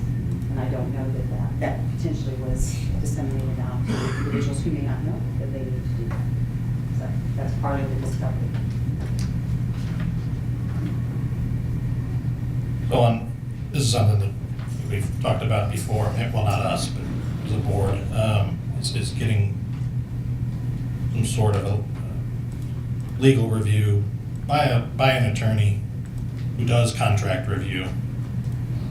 Maybe not one that does education law, but is the intent that is the intent here that we would come up with some set of criteria that we would need in every contract that we sign? I mean, am I? Yes. Okay. Yes, there would be a checklist. So no-goes, So, must-haves, yeah. must not have. First, some of my basic information sharing would be, this is the legal name of the district. And now, I don't even know the legal name of the district here yet, but in my previous district, we had a DBA. We were doing business as Springfield Public Schools, and we had a different name. So the legal name of the district.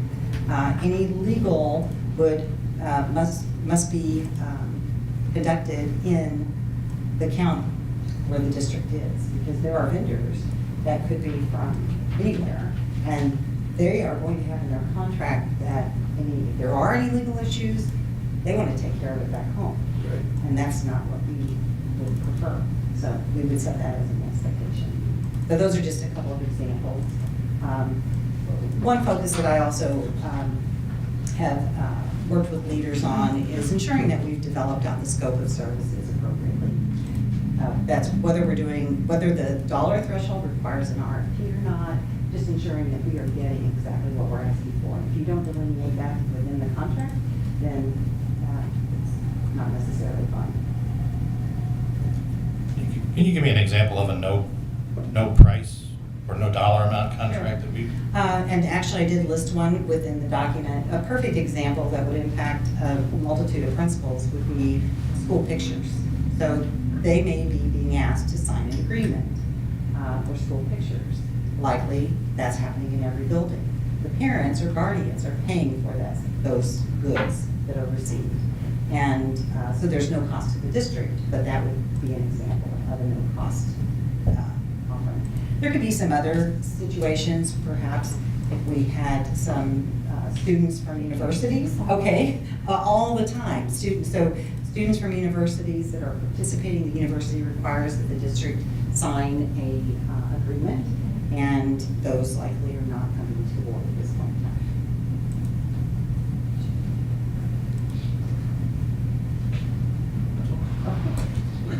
With regard to those types of contracts, for instance, with the picture company, does that also, would those contracts include things like privacy provisions? Making sure that they are not giving our kids pictures out to selling them things? Well, standard language on any contract has to comply with FERPA and all of those requirements.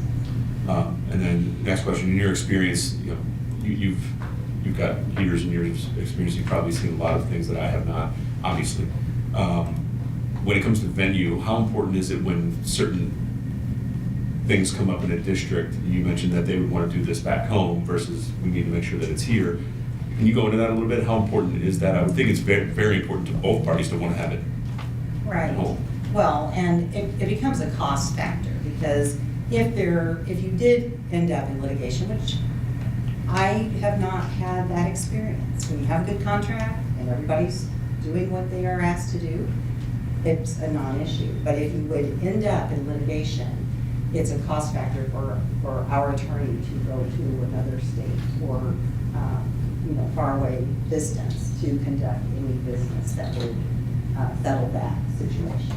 So, but in my experience, it's been no.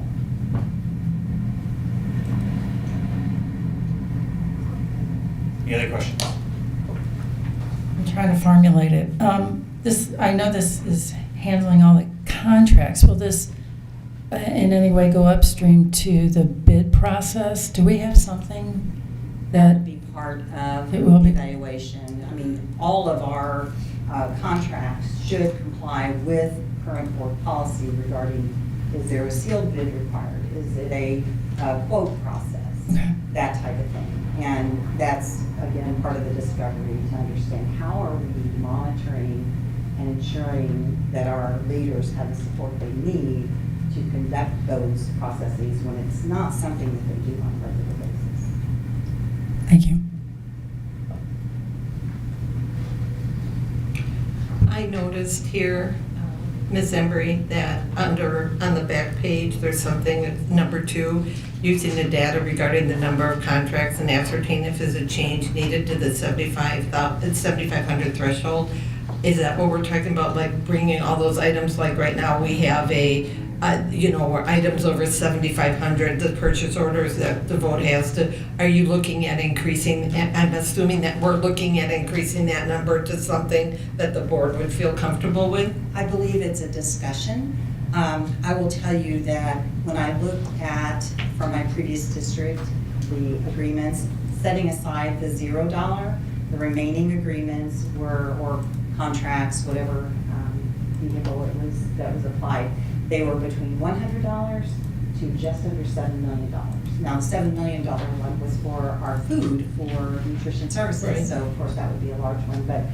But the data that we would provide you moving forward will gather all the information, and then we will provide you with some summaries of here's the range, here's how many were in this range last year, or potential for the new year. And then you could maybe, from that data, we would offer a recommendation based on what we see and the time investment of it. Would you consider potentially a change to this level? Or maybe there are multiple ways that we approach it in terms of different ranges of costs. Do you see that discussion as a discussion that would be like a workshop discussion where we would have to get together, as a group and have it do that, or do you see that as a discussion amongst executive cabinet first and then bringing it to us as what your thoughts are? You know, are you looking for input from any of us for that at this point? I guess I'm just trying to figure out where we're going with this. So I would defer to Dr. Rombas. From my perspective, anything that we would be bringing, we would have had an executive level conversation after we received feedback from stakeholders that include principals and directors. And based on the data, then we would be providing a recommendation. I could see where that could easily take place as an agenda item during the board meeting for discussion, if that would be a pleasure for them. And as she shared, the first step for us is to gather the data, to be able to look at the numbers, what's involved, what this should even be, for us to formulate a recommendation on our behalf. I just got a quick question. So just in Springfield, for example, what would something there need board approval for purchase dollar-wise? Well, Or any other the district? structure was very different. Everything was provided, so we provided a listing that just had a very brief descriptor of what the purpose of it was for. It would include the vendor, the dollar amount, the department that was requesting this approval. We would provide listings for not only, and when I say contracts, again, talking about any type of agreement that requires a signature, we also provided those same listings for purchase orders. And so basically everything showed up. If it was broken out for the board, but there was one vote for everything that was $0 to $14,999. And then there was another vote for anything that was $15,000 and under $500,000. And then everything $500,000 or greater came to the board as a separate agenda item where there was a comprehensive presentation and discussion of the need and the utilization of the funds.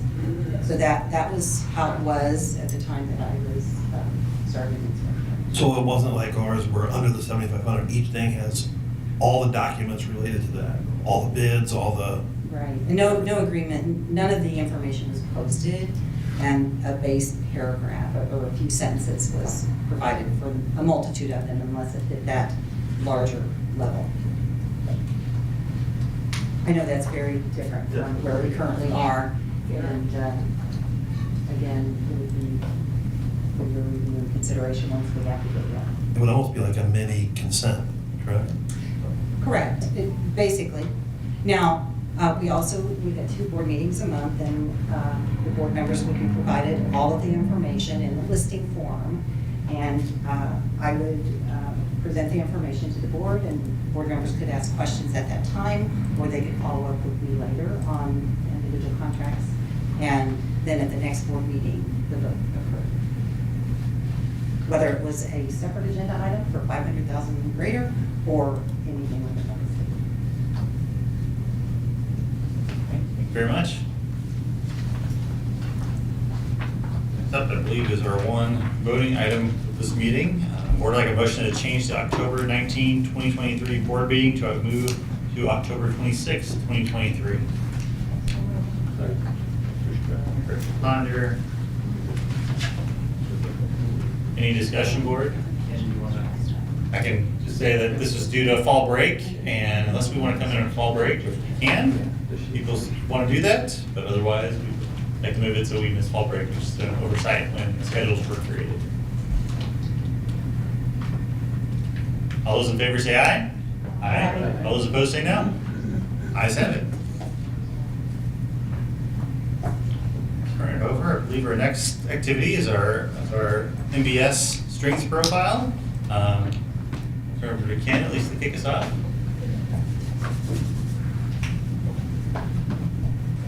So I'm going to actually turn it over to Dr. Buckman, and then I think the food is going to probably arrive during this, so there'll be a natural point where she can begin some presentation and get food and then work through lunch, if you're okay with that.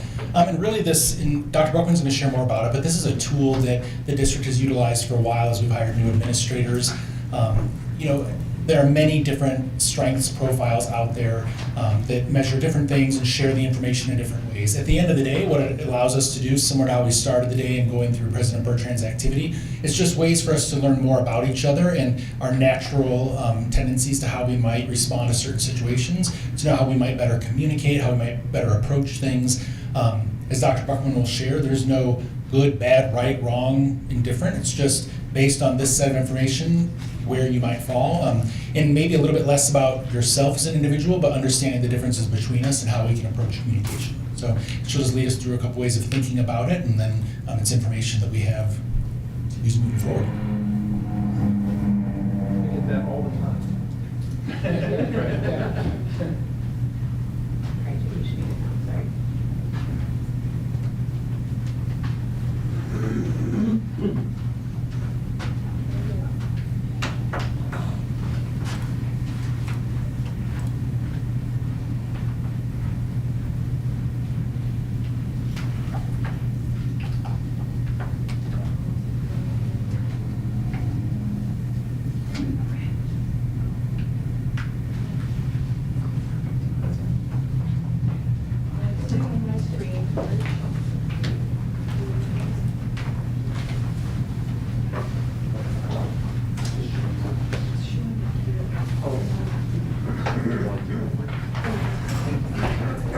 Your email was sorry.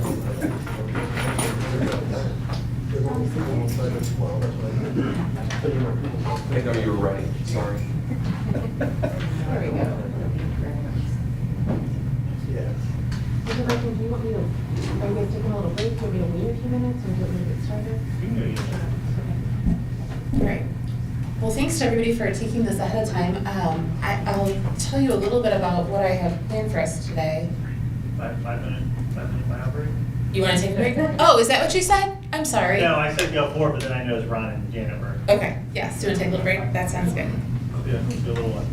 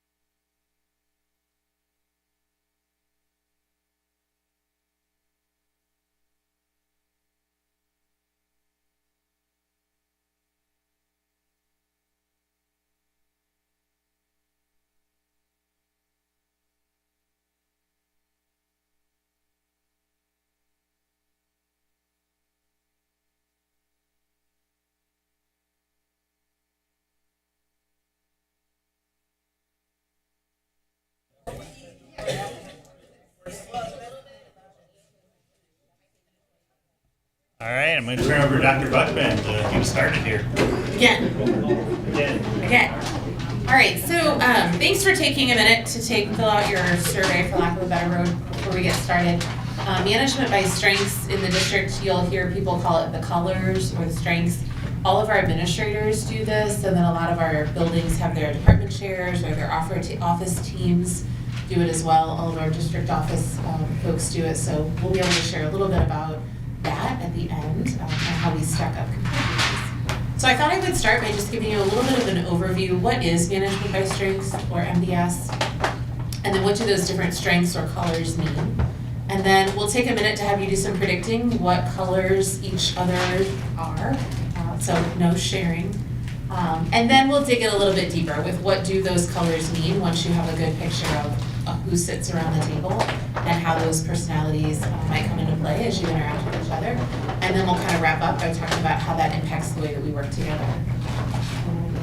So before we get started, you should have a little handout that gives you a cheat sheet. And so we'll talk more in depth about the colors in just a minute, but I wanted to give you a quick overview. And so as I share this, maybe just think about how you might predict your colleagues around the table, their colors, as we kind of walk through. So as a quick reminder, you answered about 64 questions. So the first chunk were about how you feel you really are. This is what I would say about me, and that's what gives you your self-score. And then you answered another 32 questions about how others think that you act, or how do other people expect you to be. And that's what gives you your adjustment score, which we'll talk about. And so strengths finders, or management by strengths, something to know, it really is focused on strengths. They would say that everything is a strength, there's no weaknesses. You have all 4 colors in your daily actions. It's just some of them are more dominant than others. And so depending on how you answer those word association questions, your most dominant trait is what determines your color. And some of you have 2 colors that are very close together. Again, your color is just determined by what was most dominant. And this is really based on kind of your God-given talents or those that are environmentally impacted. And it comes into play, so it's more true when you're working to achieve a goal. So if you're feeling stressed or you're worried about an upcoming deadline or a project or there's a goal you're working towards, we see those strengths come out a little louder and prouder than probably just in your daily work. And then the last thing I would offer is that your profile, if you think of it when you go buy a new car and you see a sticker on the window of the car, tells you a lot about the car, but it doesn't tell you everything about the car. That's kind of how you should think of the strengths today. It tells you some about a person, but it's certainly not everything about a person. The other thing I would offer is that people always say, like, well, what's the good color to have? Or I don't want that color. There are no bad colors. Really and truly, you have all of them. You display traits of all of them. And we really need all of them around the table to be a high-functioning team. And so we look for teams that have all of the colors represented. And so there is no good or bad color. It's really just your style and your point of view that you bring into it. So let's talk about the colors. On your cheat sheet there, if you look at the first row, I think the first row tells you about the color. The second row tells you if you're working with someone who has this as a strength, which means it falls above the line. And then the bottom row talks about if it falls below the line. And so in a minute, I'll share everybody's profiles with you so you can guess. But first you have to guess. All right, so let's talk about red. Someone who is red, red stands for directness. You see that up there at the top. And so someone who has their most dominant color is red. Those are our folks that like results, they like problem solving, they like to be in control when they're working towards a goal. They're usually very confident, very decisive. They're the folks that say, give me the issue and then leave me alone and I'm gonna solve it and then I'll come back and let you know this is how we should move forward. They are your what people. They're very honest. Sometimes it can come across as a little abrasive, but it's not intended to be that way. It's really just honesty and that drive towards the goal. So red is your what. And then we have green. So those are your extroverts of the group. These are your colleagues that are the people, the talkers of the group. They're outgoing. They thrive on those relationships. They like the collaborative approach, let's get all the people in the room and talk it out. They like to delegate. They value teamwork. So they're your who. And then you have blue. Blue stands for PACE. So these folks are like the cool, calm, and collected people on the team. They have a plan for everything. They have paced it out. They've worked backwards. They know when the deadline is, so they know when they need to complete step 1, 2, and 3. They don't like to be rushed. They don't really like last minute changes because they have a plan. And so when you make those last minute changes, it causes chaos in their plans. They are great listeners because they are so planned out. They usually have time to listen to your issues. And so they have a long fuse. They can hang with you for a really long time when there's a challenge. They're usually good, like kind of counselors and friends. So these are your when people. They're usually very schedule driven. And then yellow stands for structure. And so if yellow is your most dominant, these are our, I call them our paper people. So they're the researchers, the note takers. They've got binders of information. They can find all of the information that they've gathered. They're focused on being right. They have all of the facts. They're very careful. They're very accurate. They check. They double check. They're the ones that like all of the information before they make a decision. And sometimes that comes across as resistance to change, when really it's not necessarily a desire to be resistant. It's I just need all the information because when I make a decision, it needs to be right. And so I don't feel good making that decision until I have all of the information so that I can make the decision. They like the rules, the expectations, the directions, all of that structure. And so they're your why people. So red would be your what, the green would be your who, the blue would be your when, and then the yellow would be your why. And so I am going to ask you to predict the colors of your colleagues. So we're just going to have the board members predict the other board members. So here's what it'll look like. I have an envelope for you. And in your envelope that I'm going to give you, so this is Ron's envelope, he has a picture of all of the board members except for himself. Jen, thanks for coordinating those pictures. Last year we were pulling from Facebook. It was a little rough.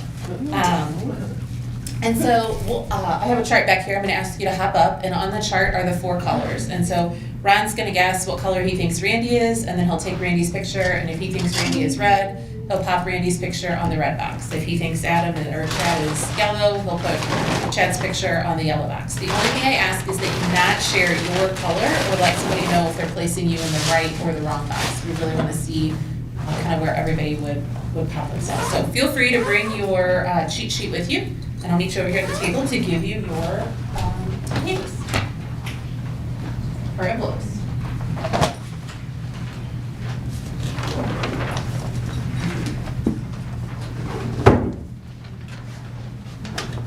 And the first one to complete the paperwork gets to eat, right?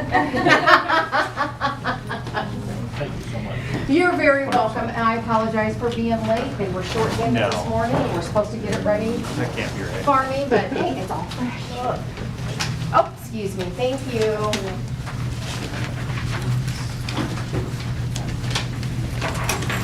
If you want to watch, you're welcome.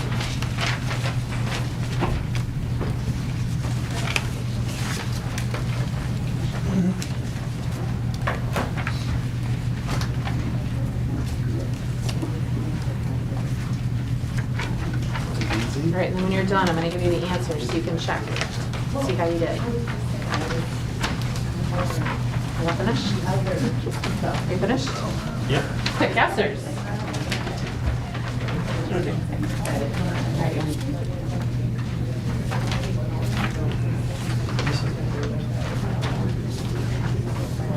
You got nothing on? Okay. Jane, did you get all, or Jane, both of you, Jane and Jane, did you get all yours out there? Well, you could be really close on 2 of them. Edged out. You want this? Yeah. Oh. She didn't answer. Yours didn't say All right, so if you look, well, Randy, they know you well. They pegged you. And Oh, yeah, 100%. Jane, they've got you figured out. Blue yellow. Blue yellow. I'm really close to the yellow. No one seems to know me very well. Well, I'm we're going to everywhere. talk about that because I think that makes sense actually with your profile. All right, so you got a good look at this? So here's something to think about. When you look at the bold line,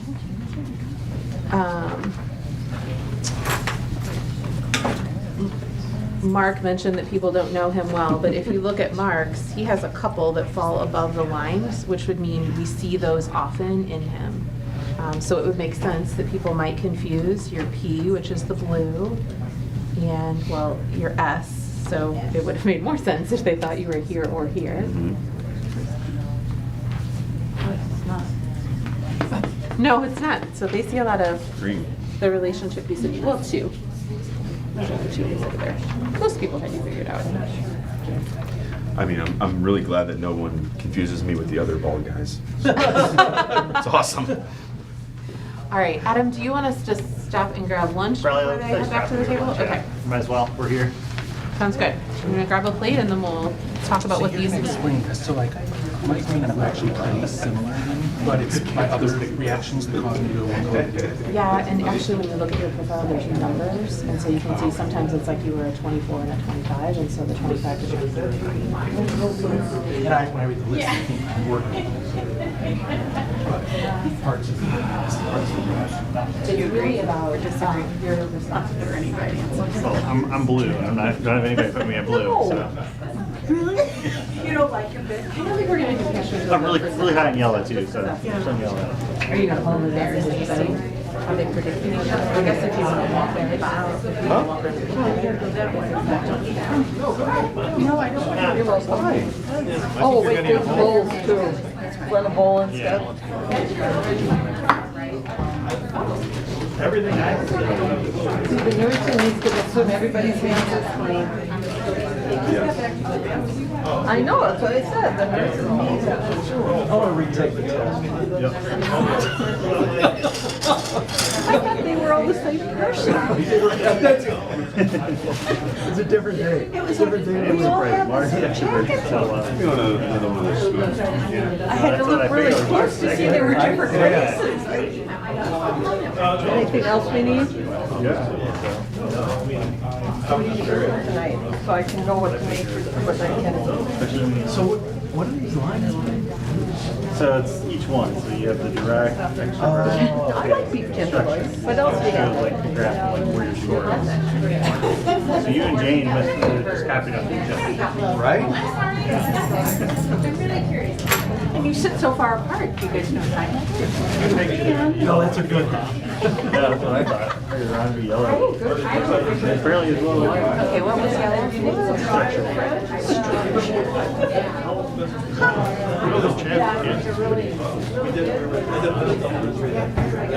Holly 2016. Somebody has mine. You're happy. Red is direct. Red is direct. And what's green? Extrovert. And what's blue? Ace. You're reading those. No, I was talking about Right? Well, they're all in. You mean they're all that good looking? Do you know where you would fall?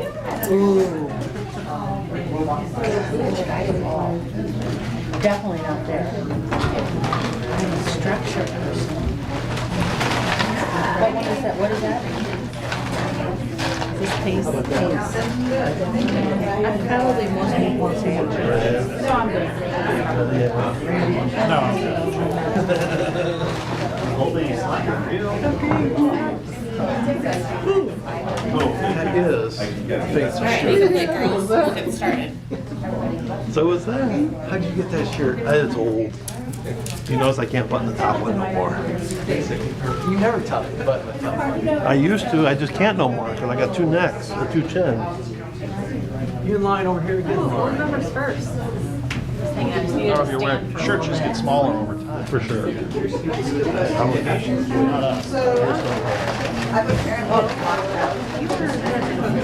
I went in housing and I seen that yesterday. I was bumming and mad. I didn't, I like to. I would do that. Well, he closed down. Like, say, well, you know, $350,000 now, they were I'm hoping by the next year. Did you get that CVS? Yes, I did. How was it? It was like a steak. I told you, man. It's amazing. I thought about changing my mind, but I didn't. Yeah, we got. We went the next day. Yeah. Tier 1. At Napoli. Napoli. Any of the Napoli's on the See Napoli? No. So that place is really good to look at too. Did you go there? Okay, because I was walking down that road and I saw Napoli 3. I could see where the sequels were. And I'm like, where? I did. Yeah, so they don't have the Fairly CVAS new. at Napoli C. If you or someone else wants to be on But the Napoli C, they have this seafood risotto and they have the king lobster tail meal. And that's probably the best. But the best thing is the actual Napoli. What does that seafood. do? I know it's You know where that is? Do you know it's in Street St. Charles? Napoli. So that was Napoli. But think about that, if you want to be on that one for sure is gearing up. Right, Jeff? We're moving now and like every month. Yeah. Program's done. That's two. Summer goes from there.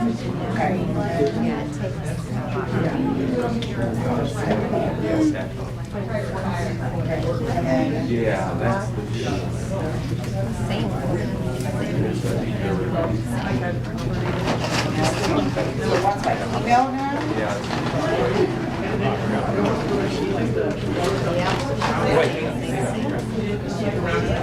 No, it's just your. It is the FM, okay. Sorry. But it's just, I'm sorry. Depends on the coffee. I really got into it. My that Mountain Dew is where all my caffeine comes from, which is terrible. Terrible for you. Just my I can't help it.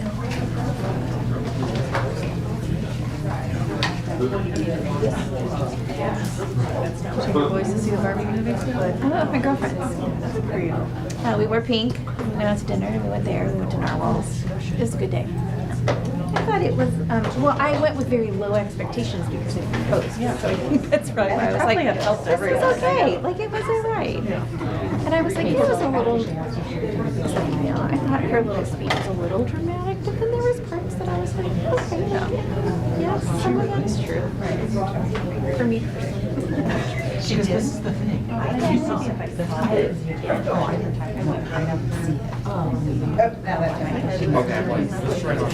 so it's just. Yeah, like we went to see like how did they make Barbie Greenhouse in the movie? What was the house? How were they gonna put the Barbie? How was she? It's like on my. Right. We were like there for those little things. I didn't even know there was an Alex. Yeah, and I don't remember pregnant parties. I guess some of those were discontinued. They showed the stuff coming back, it'd be a vintage Barbie. Oh, I'm sure that's right. They just drop right so that they could like I don't know where they tried to do so much.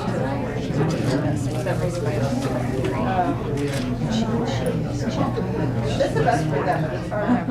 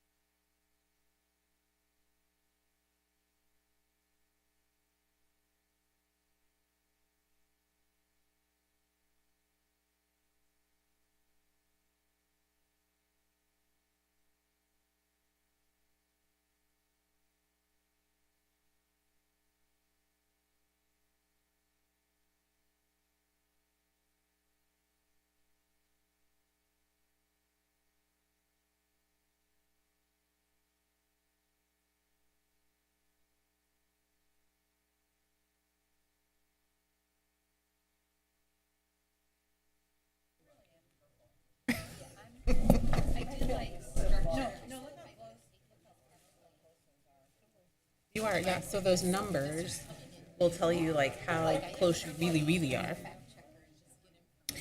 All right, well, if you guys are settled, we'll go ahead and keep going. And then feel free to get up and get seconds while we are talking. So we've predicted, and remember those are just your guesses. That doesn't, don't let that play with your head. It's just people's guesses about you. So let's dig into the colors a little bit more. So I gave you each your personal packet that has your profile information on it. And so this is not anyone in the room, so I just pulled a random one.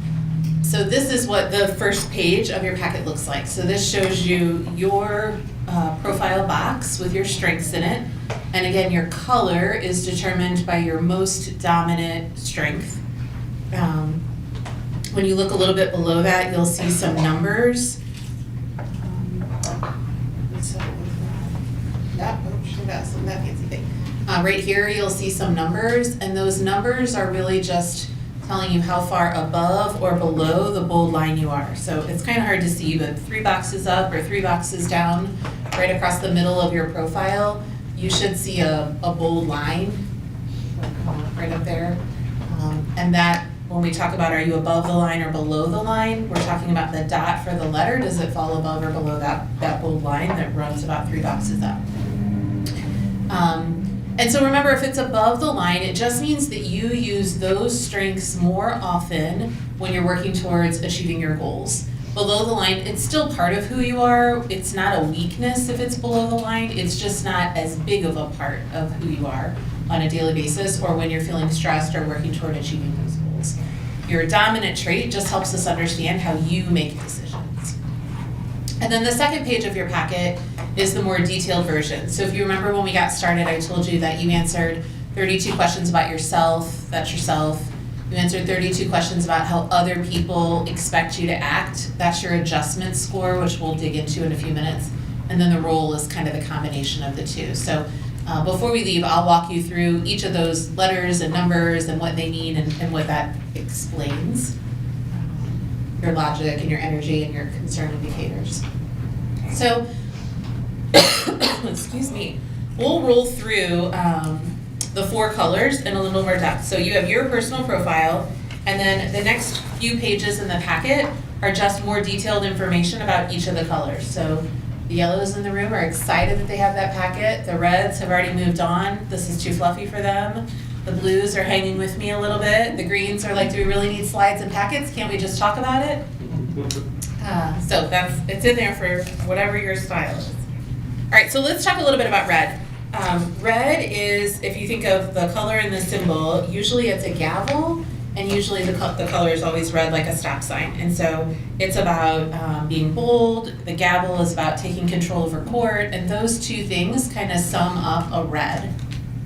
They need to have control over things for which they're responsible. They are usually found in problem-solving roles, and so they like when they are delegated a project and then you kind of give them the parameters and then leave them alone and let them solve the problem, and they'll bring you back a solution. They actually thrive on that kind of ownership and responsibility. Usually you can kind of spot a red. They have a confident walk, a firm handshake. Sometimes they have very serious facial expressions. People will come up to them and say, like, what's the matter? Are you angry? Are you mad? And they're not. They just tend to have a serious facial expression. Their tone when they're talking is usually firm, directive. When they're under pressure, sometimes they can get a little bit louder or a little bit more direct. And again, it doesn't necessarily mean that they're frustrated or angry. It's just that to the point, direct personality. They usually maintain strong eye contact when they're talking with you. Sometimes they point a lot when they're talking, is another trait. Typically, a strong red uses I over we when they're talking. And again, it's that sense of ownership and responsibility and control that they have. They feel responsible for whatever it is that they're talking about, and so they tend to use I. Or they have to consciously think a lot about using that language of inclusiveness, that we language. They're not shy. They like to get right to the point. Sometimes they have strong comments, and again, it's just that drive to get things done. We don't need to spend a lot of time talking about this and spinning our wheels. What is the problem, and here's the solution, and then let's just keep moving. That's that red. when you're working with someone who is a red, and again, the higher they fall in that direct category, the more true it is. If they're just a little bit above the line, this might not be as true. You want to explain things in how they relate to the person with that dominant color. So I need X, Y, and Z because of LMNOP. Remember, they're your what people. They gotta buy into it. We joke that they usually have full inboxes. If you don't explain what you need in the subject line, it's 50-50 whether they're actually going to open your email. A strong red will take a look at an email, and if it's a lot of paragraphs, odds are high they're probably not going to read it. They're interested in the bullets. Again, give me the information that I need. I don't need all this other fluff in here. They're to the point. They like choices, so could you do this, or would you consider this, rather than you should do this. They don't like being directed what to do. They prefer to do the directing. And then again, if you want to work with a red, they like when you are supporting their goals and actions, when you're talking about taking action, when you're businesslike, when you're factual, being direct so it doesn't feel or seem like a waste of time. They're really focused on those results and then control, and not in a bad way, but in a responsibility type way. And then we'll take a look, so kind of above the line, what I just summarized, and then below the line. So if you're someone who felt your D column, your dot is below the line, you're more low-key, non-intimidating, non-threatening. If you're pretty far down there, you might even be kind of modest. You appreciate support in decision making, so a high red would say, again, give me the problem and I'll take care of it. And a low red would say, let's circle the wagons and let's have a lot of conversation and collaboration, or give me time to process and do. The reds don't need a lot of time to process and do. Just, I heard what I needed here and I feel confident in what I think the next steps look like. All right, so that's a red. Let's talk about pace. So our blue folks in the room are the pace folks. And again, if your dot falls above the line, this is more true for you, but we all have a little pace in us.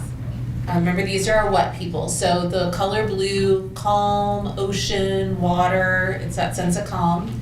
And then the symbol that's usually used for pace is just a straight line. And they think of it like a fuse. Because a blue can take on a whole lot. It takes a lot to make them angry or frustrated, but when you do, they kind of explode like a fuse, and they're gonna remember every wrong that you've ever done, and they're gonna bring that all back in that moment. Like, and another thing, and another thing. That's usually a high blue. And so, things to know about a blue. A blue is easygoing. There's usually not a ton of emotion involved. They have a casual walk, a gentle handshake, kind of relaxed facial expressions. Sometimes they can appear to be slow or, I don't know that lazy is the right word, laid back maybe. And really it's because they have a plan and they're paced out. So they don't need to be rushed. They don't need to be urgent. They can be paced out and planned. We joke that when you see folks leaving at the end of the day with lots of stuff versus no stuff, usually the blues just have their little bag and their task that they need to work on because that's how they've planned it to go. Someone who falls below the line in blue might be taking lots of stuff home because either they don't have a plan, so they're not sure what they need to work on, so they're taking all the things, or they're a little behind and now I have to work on all the things. And so just a little bit of the difference between the two. A blue, they're not a fan of confrontation. They usually can get along with everybody. Harmony is very important to a high blue. They thrive on a stable environment. So if you remember, we talked about them being the what, the schedules and the plans. They like that stability. So last minute things usually rock the world of a blue. That's not what we talked about. That's not what we planned. I didn't know. I don't have a plan for that. They need time to get their things together.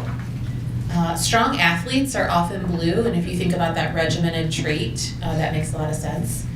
Counselors, they're kind of that natural counselor, so a lot of our counselors are high blue. They're very dependable, they're very reliable, they're warm, they're friendly. They're often confused with an extrovert because of that relatable part of them, but that's not necessarily their dominant strength. If you want to work with a blue well, things to remember are getting on their schedule. And so popping in, like, hey, can I talk to you for a few minutes? It's better to shoot a quick email or a text, hey, what's a good time for us to meet? Because they've already planned out their day and you popping in is not part of their plan. They have a long fuse. You often won't know if you've made a blue angry or if they're frustrated with you because they value that harmony so much. They tend to just tuck it away, let it go, let it go. But then when that fuse blows, like I said, they're going to remember every wrong they've got on their little list for you. They like to hang on and problem solve with you. So if there is a big project that you're working on, it's good to have a blue at the table because they're in it for the long haul. We talked about red being more that sense of urgency. The opposing view would be the red would say like, we're not going to spend 6 months talking about this. Let's just make a decision and move along. Where blue, if the plan is to spend 6 months talking about it, they're okay to spend 6 months talking about it. They are naturally cooperative. They love to help, and so you can honor that need for scheduling and pace with some of that language. I know you're really busy. I know you have a lot on your plate. Would you have time to help me with this? So just because they don't appear to be busy, because they have that plan and schedule, they still want to know that you value their time. If it's not on their schedule, they don't feel ownership over it, which is the other piece that helps them be such great problem solvers and collaborators, because where red, if they hear about it, they own it. A blue, just because they've heard about it, it's not part of my plan, so I don't feel the need to own your issues. I'm happy to help you problem solve and think through it, but that's not going to become my problem.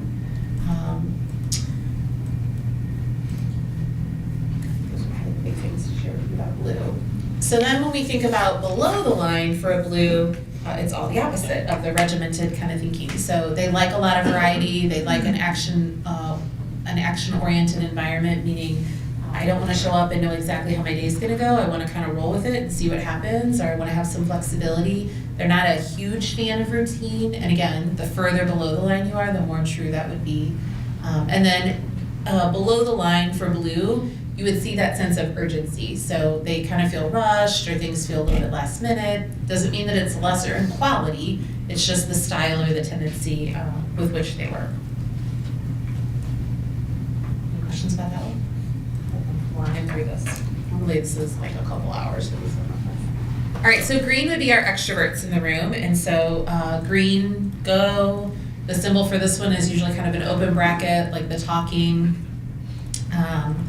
A green often comes across as shy at first, which is usually the polar opposite of the truth. And that's because they need to know how much you care before they're going to open up to you, because they value that relationship so much.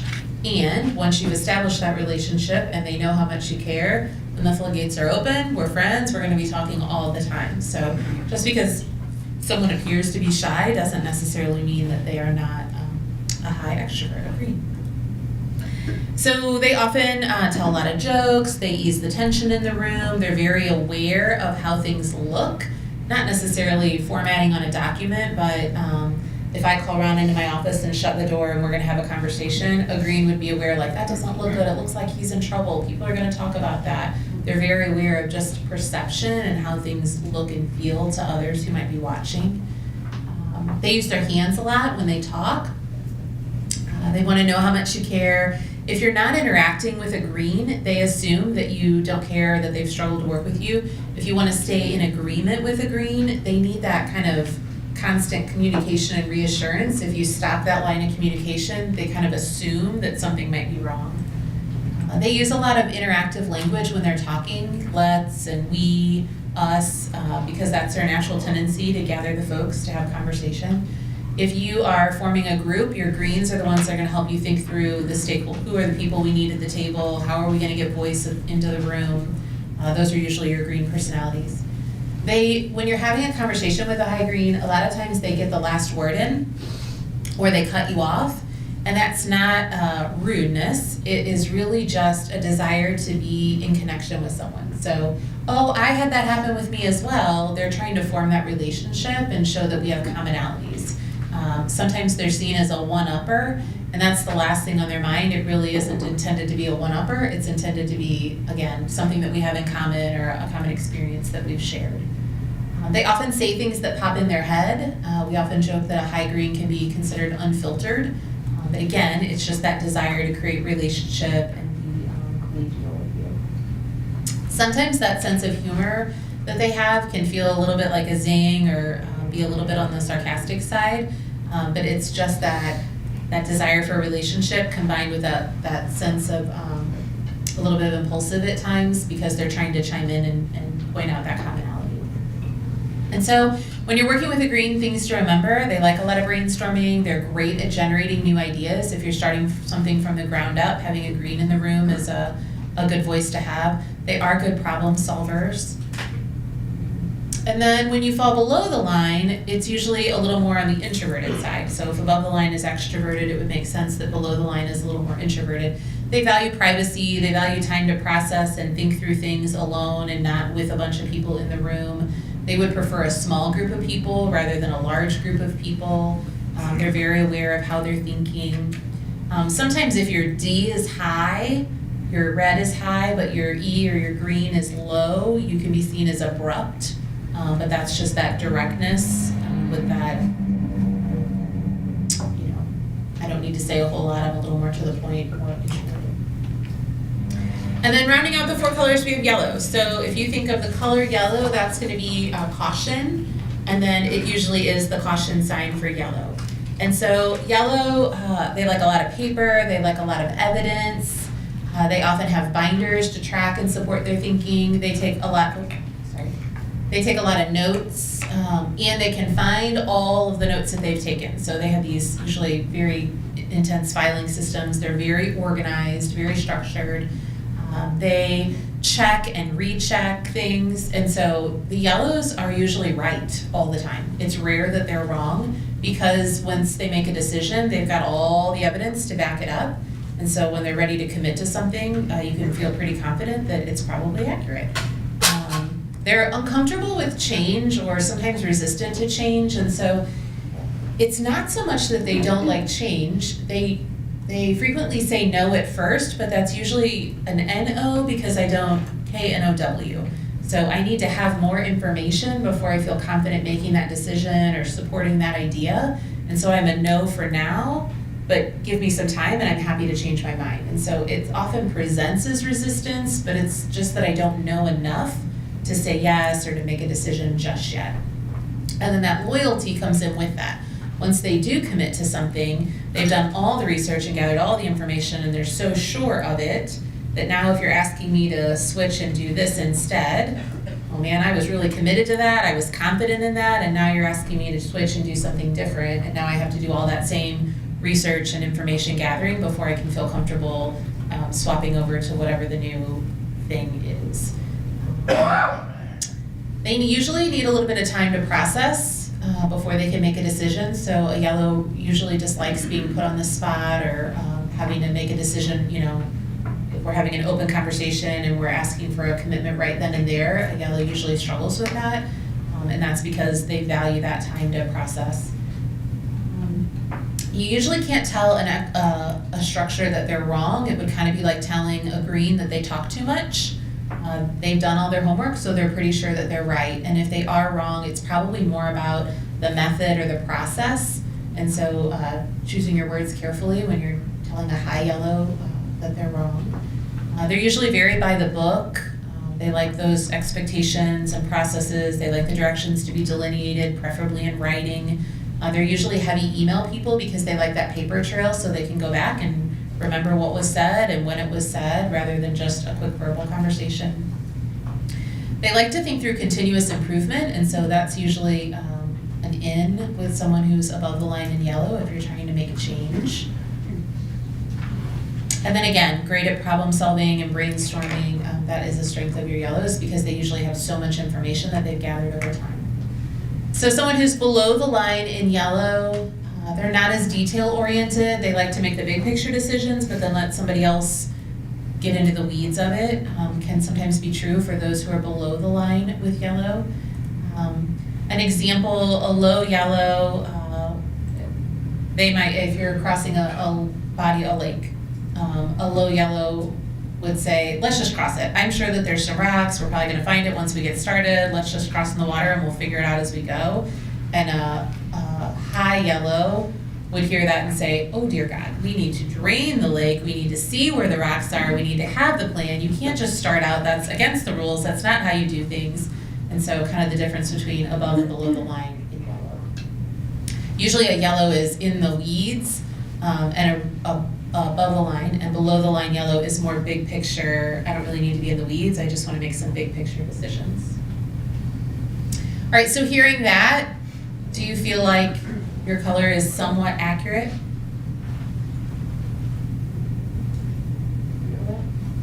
Some of you more than others, maybe? All right, so let's look at the rest of the profile. So if you're looking at your second page, the one that has no color on it, this will walk you through those other markings on that page. So I told you about the self. That was where you answered the 32 questions about yourself. How do you feel you really are? And we just kind of walked through that. And then the next box that you see is the adjustment. And so these are the 32 questions you answered about how other people expect you to act. If you're reaching your goals, then your adjustment score, it really isn't that stressful.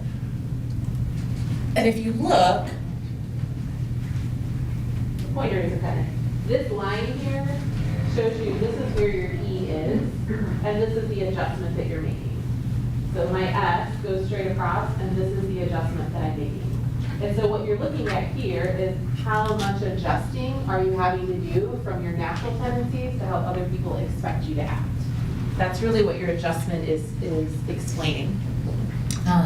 Now, the interesting thing about adjustment is that this is really what the company would say, is this is tied to what was happening 4 to 8 weeks before you completed the survey and how confident you were meeting those goals. So if it's a stressful time in your life, your adjustment might be high.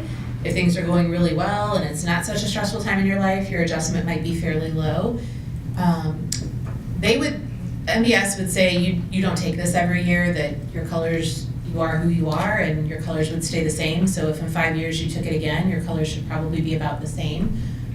If you have numbers that are pretty close, you might fluctuate between colors because your numbers were really close, but in general, because it's kind of based on your innate ability, your God-given talents, it wouldn't change. However, your adjustment would change every time you took it, depending on what's going on in your life. So that one is not a constant. So take a look at your adjustments, and I'll give you a couple things to think about. Your D, which is your directness or your red, if your D is going down, you probably recently had to delegate and give up some control to meet your goals.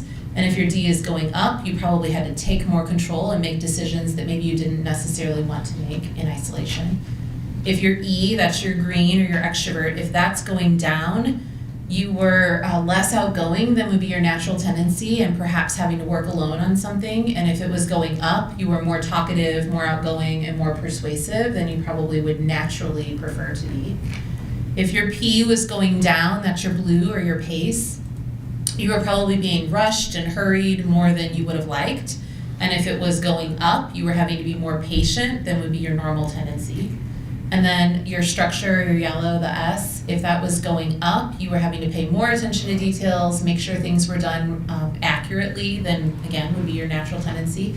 And if it was going down, you were having to be more flexible or more independent than you would naturally want to do. So the more adjusting you do, the more energy you expend, which is why some days you leave work and feel like you can run to Target and cook dinner, and other days you feel like I'm gonna head home and put my pajama pants on and call it a day. So that's tied to your adjustment. And then your rule is really just how you come across to others. So it's kind of a combination of the two. It's how you behave.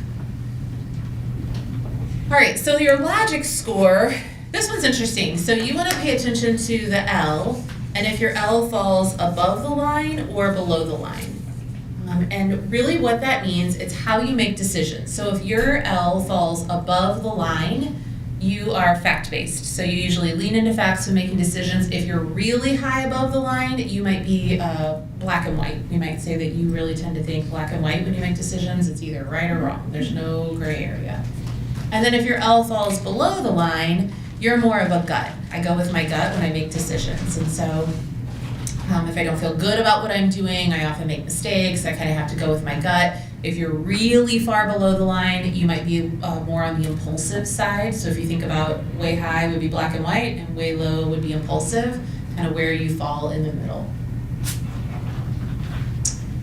And then we have our concern indicator. So this one, what you're looking at is, does your C fall? You'll notice there's a gray box that's kind of one box above the bold line and about a half a box below the bold line. The goal is that your C falls within the gray box. That's the goal. And this is another one that would change every time you took this. It's based on kind of, were you feeling successful about the goals that you were trying to achieve when you took your profile. So if you are within the one, if you're in the gray box, you're comfortable. That would be the comfort zone, what we would say. You felt good about meeting your goals, achieving your goals, you felt confident in what you're doing. That's the sweet spot. If you are below the gray box, you would be in the concern area. And so we would say that you are reflecting, whether that's consciously or subconsciously, and you're concerned that you might not meet the goals or you might not achieve the expectations that you've set for yourself. The further below the line you are, or the gray box you are, the more concerned you are about meeting those goals, or maybe not feeling confident in whatever is going on in your world.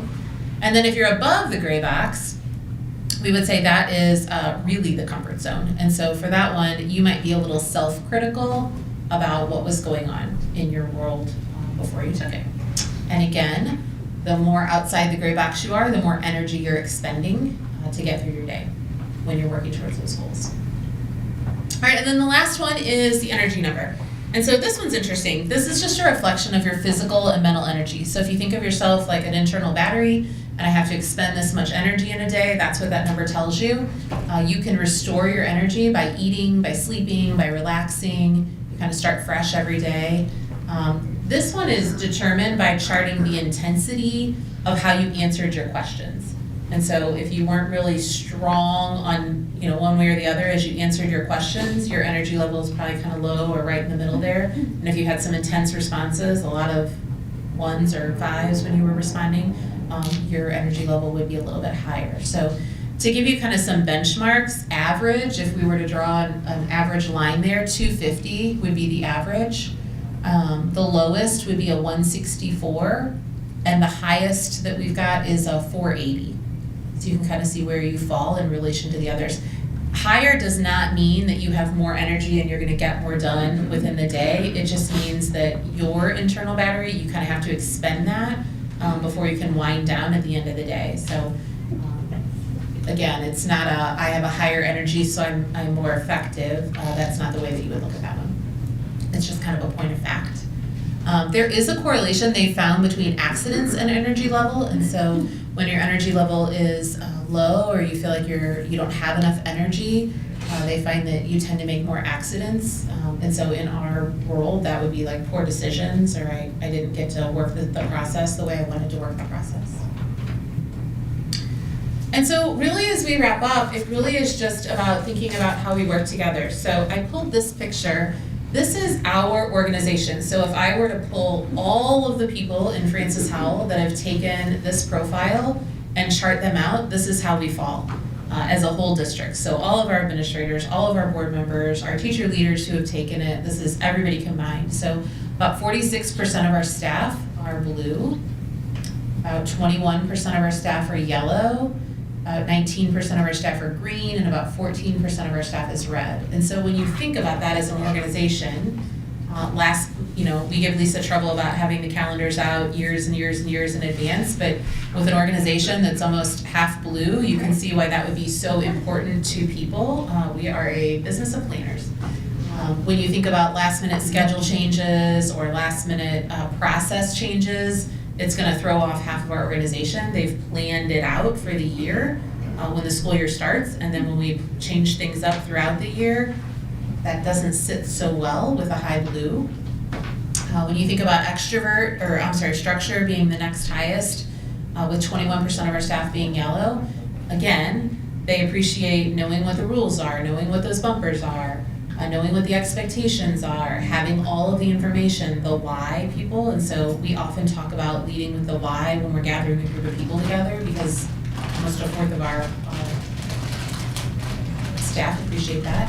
And then that green, how many people in our organization value the opportunity to collaborate, to talk, to circle the wagons, to have that conversation, the value on relationships. And then the idea of just that directness, that's not a strong, dominant when you look at the whole organization. And so for those of us that have a high D, to think about how we match that with the people that we're working with, just on a daily basis. If we were to take all of the profiles in the district and combine them and kind of lay them on top of each other, this would be our district composite. So this is the profile of the district. And again, it's just the people who have taken this. It's not every employee. a lot of our leaders, is what I would tell you about that. Mark is a summary of the district. And then I'm going to pass this article around to leave you with. We're not going to read it together, but it's just a good one that I usually do use with groups as we talk about it. And it's this idea of, are you working with folks or are you putting up with folks? And so if you think about an experience that you had where you feel like you've had to work with someone and you feel like you're just putting up with them, or you're waiting them out until they move along or retire or whatever it is, really what that tells us, what the strengths profiles would say, is that if that's your thinking about someone that you're working with, we know that life is smoother when we're in agreement. And we know that when we have misunderstandings, it's usually creates a potential to damage those relationships. And so what this article offers is that a lot of times when you feel like you're putting up with someone, it's probably because you're approaching the situation from your perspective and you're expecting that they match your style. So if I'm hypothetically a red and Ken is hypothetically a blue, I'm that sense of urgency, I'm ready to go, I don't want to take a lot of time to talk about it. Let's say Ken's a green. Well, Ken is coming in with let's talk, let's process, let's have conversation, and you can see how those are not exactly the same style. And if I'm expecting him to just sit at the table and make some quick decisions and let's go, I'm expecting him to adjust to my style, rather than honoring that this is Ken's style. He needs time to process, he needs time to collaborate, he needs to develop a relationship with me before he's gonna feel comfortable making a decision. And so it's really about, are you listening based on your point of view, or are you thinking about the person across from you or in the room with you and what their perspectives are, and how you enter that conversation or enter that team. It's just this idea of, are you working together or are you putting up with each other? That's what we talk about sometimes on I wasn't watching my timer, I'll be quite honest, my phone turned off, and so I'm not sure how I did there, but hopefully I'm within my time limit. I'm happy to answer any questions. We have all of our new administrators go through an overview of this, and we talk a lot about, we give them the profile of their team, and we talk a lot about the leaders with whom you work. How do you match their strengths with their responsibilities? When you're working with someone, how are you thinking about their strengths and approaching it from that working together rather than putting up with? The tool offers us some great opportunities. It can give resources. If I'm struggling to work with Ken, I can print out a chart that gives me some ideas of how to work better with Ken, comparing our two styles together. So it's certainly not the end all be all, it's not an exact science, but it is a great resource that helps us just have some perspective of we rather than me. Thank you, Dr. Buck.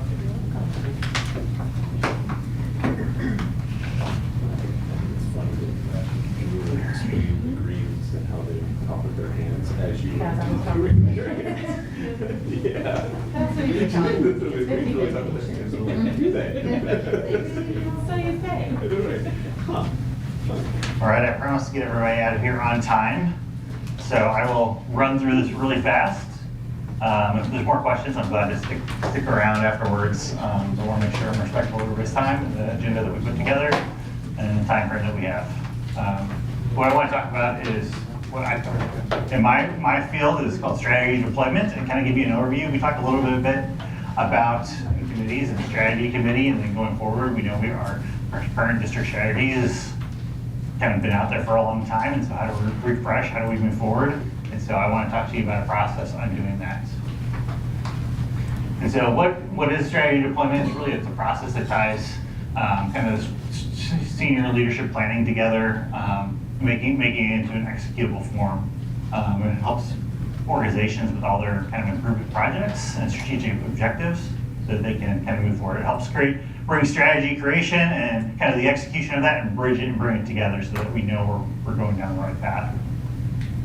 Why do we do it? So it's kind of like we don't know where we're going to go, and we'll probably end up somewhere else, right? So we want to make sure we know and we're clear on where we need to go.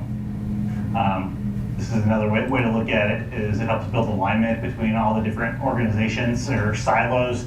Because sometimes you get silos and then they're off running, and like everybody's trying to do their own kind of daily task and improvement in those tasks, and they're not always in alignment, so they're running off in the direction that make my stuff better and make what I'm responsible for better. But how do you bring everybody together so that we're all moving down the right path? So this is an interesting chart that I put together. So it's really another way to look at it is process versus results, right? So we want a process, and we want, do you have a process for it, and are you getting results? And if you have no process, you're not getting any results, you're dying, you're stagnating. If you have a process and you don't get results, well, then you're wasting your time.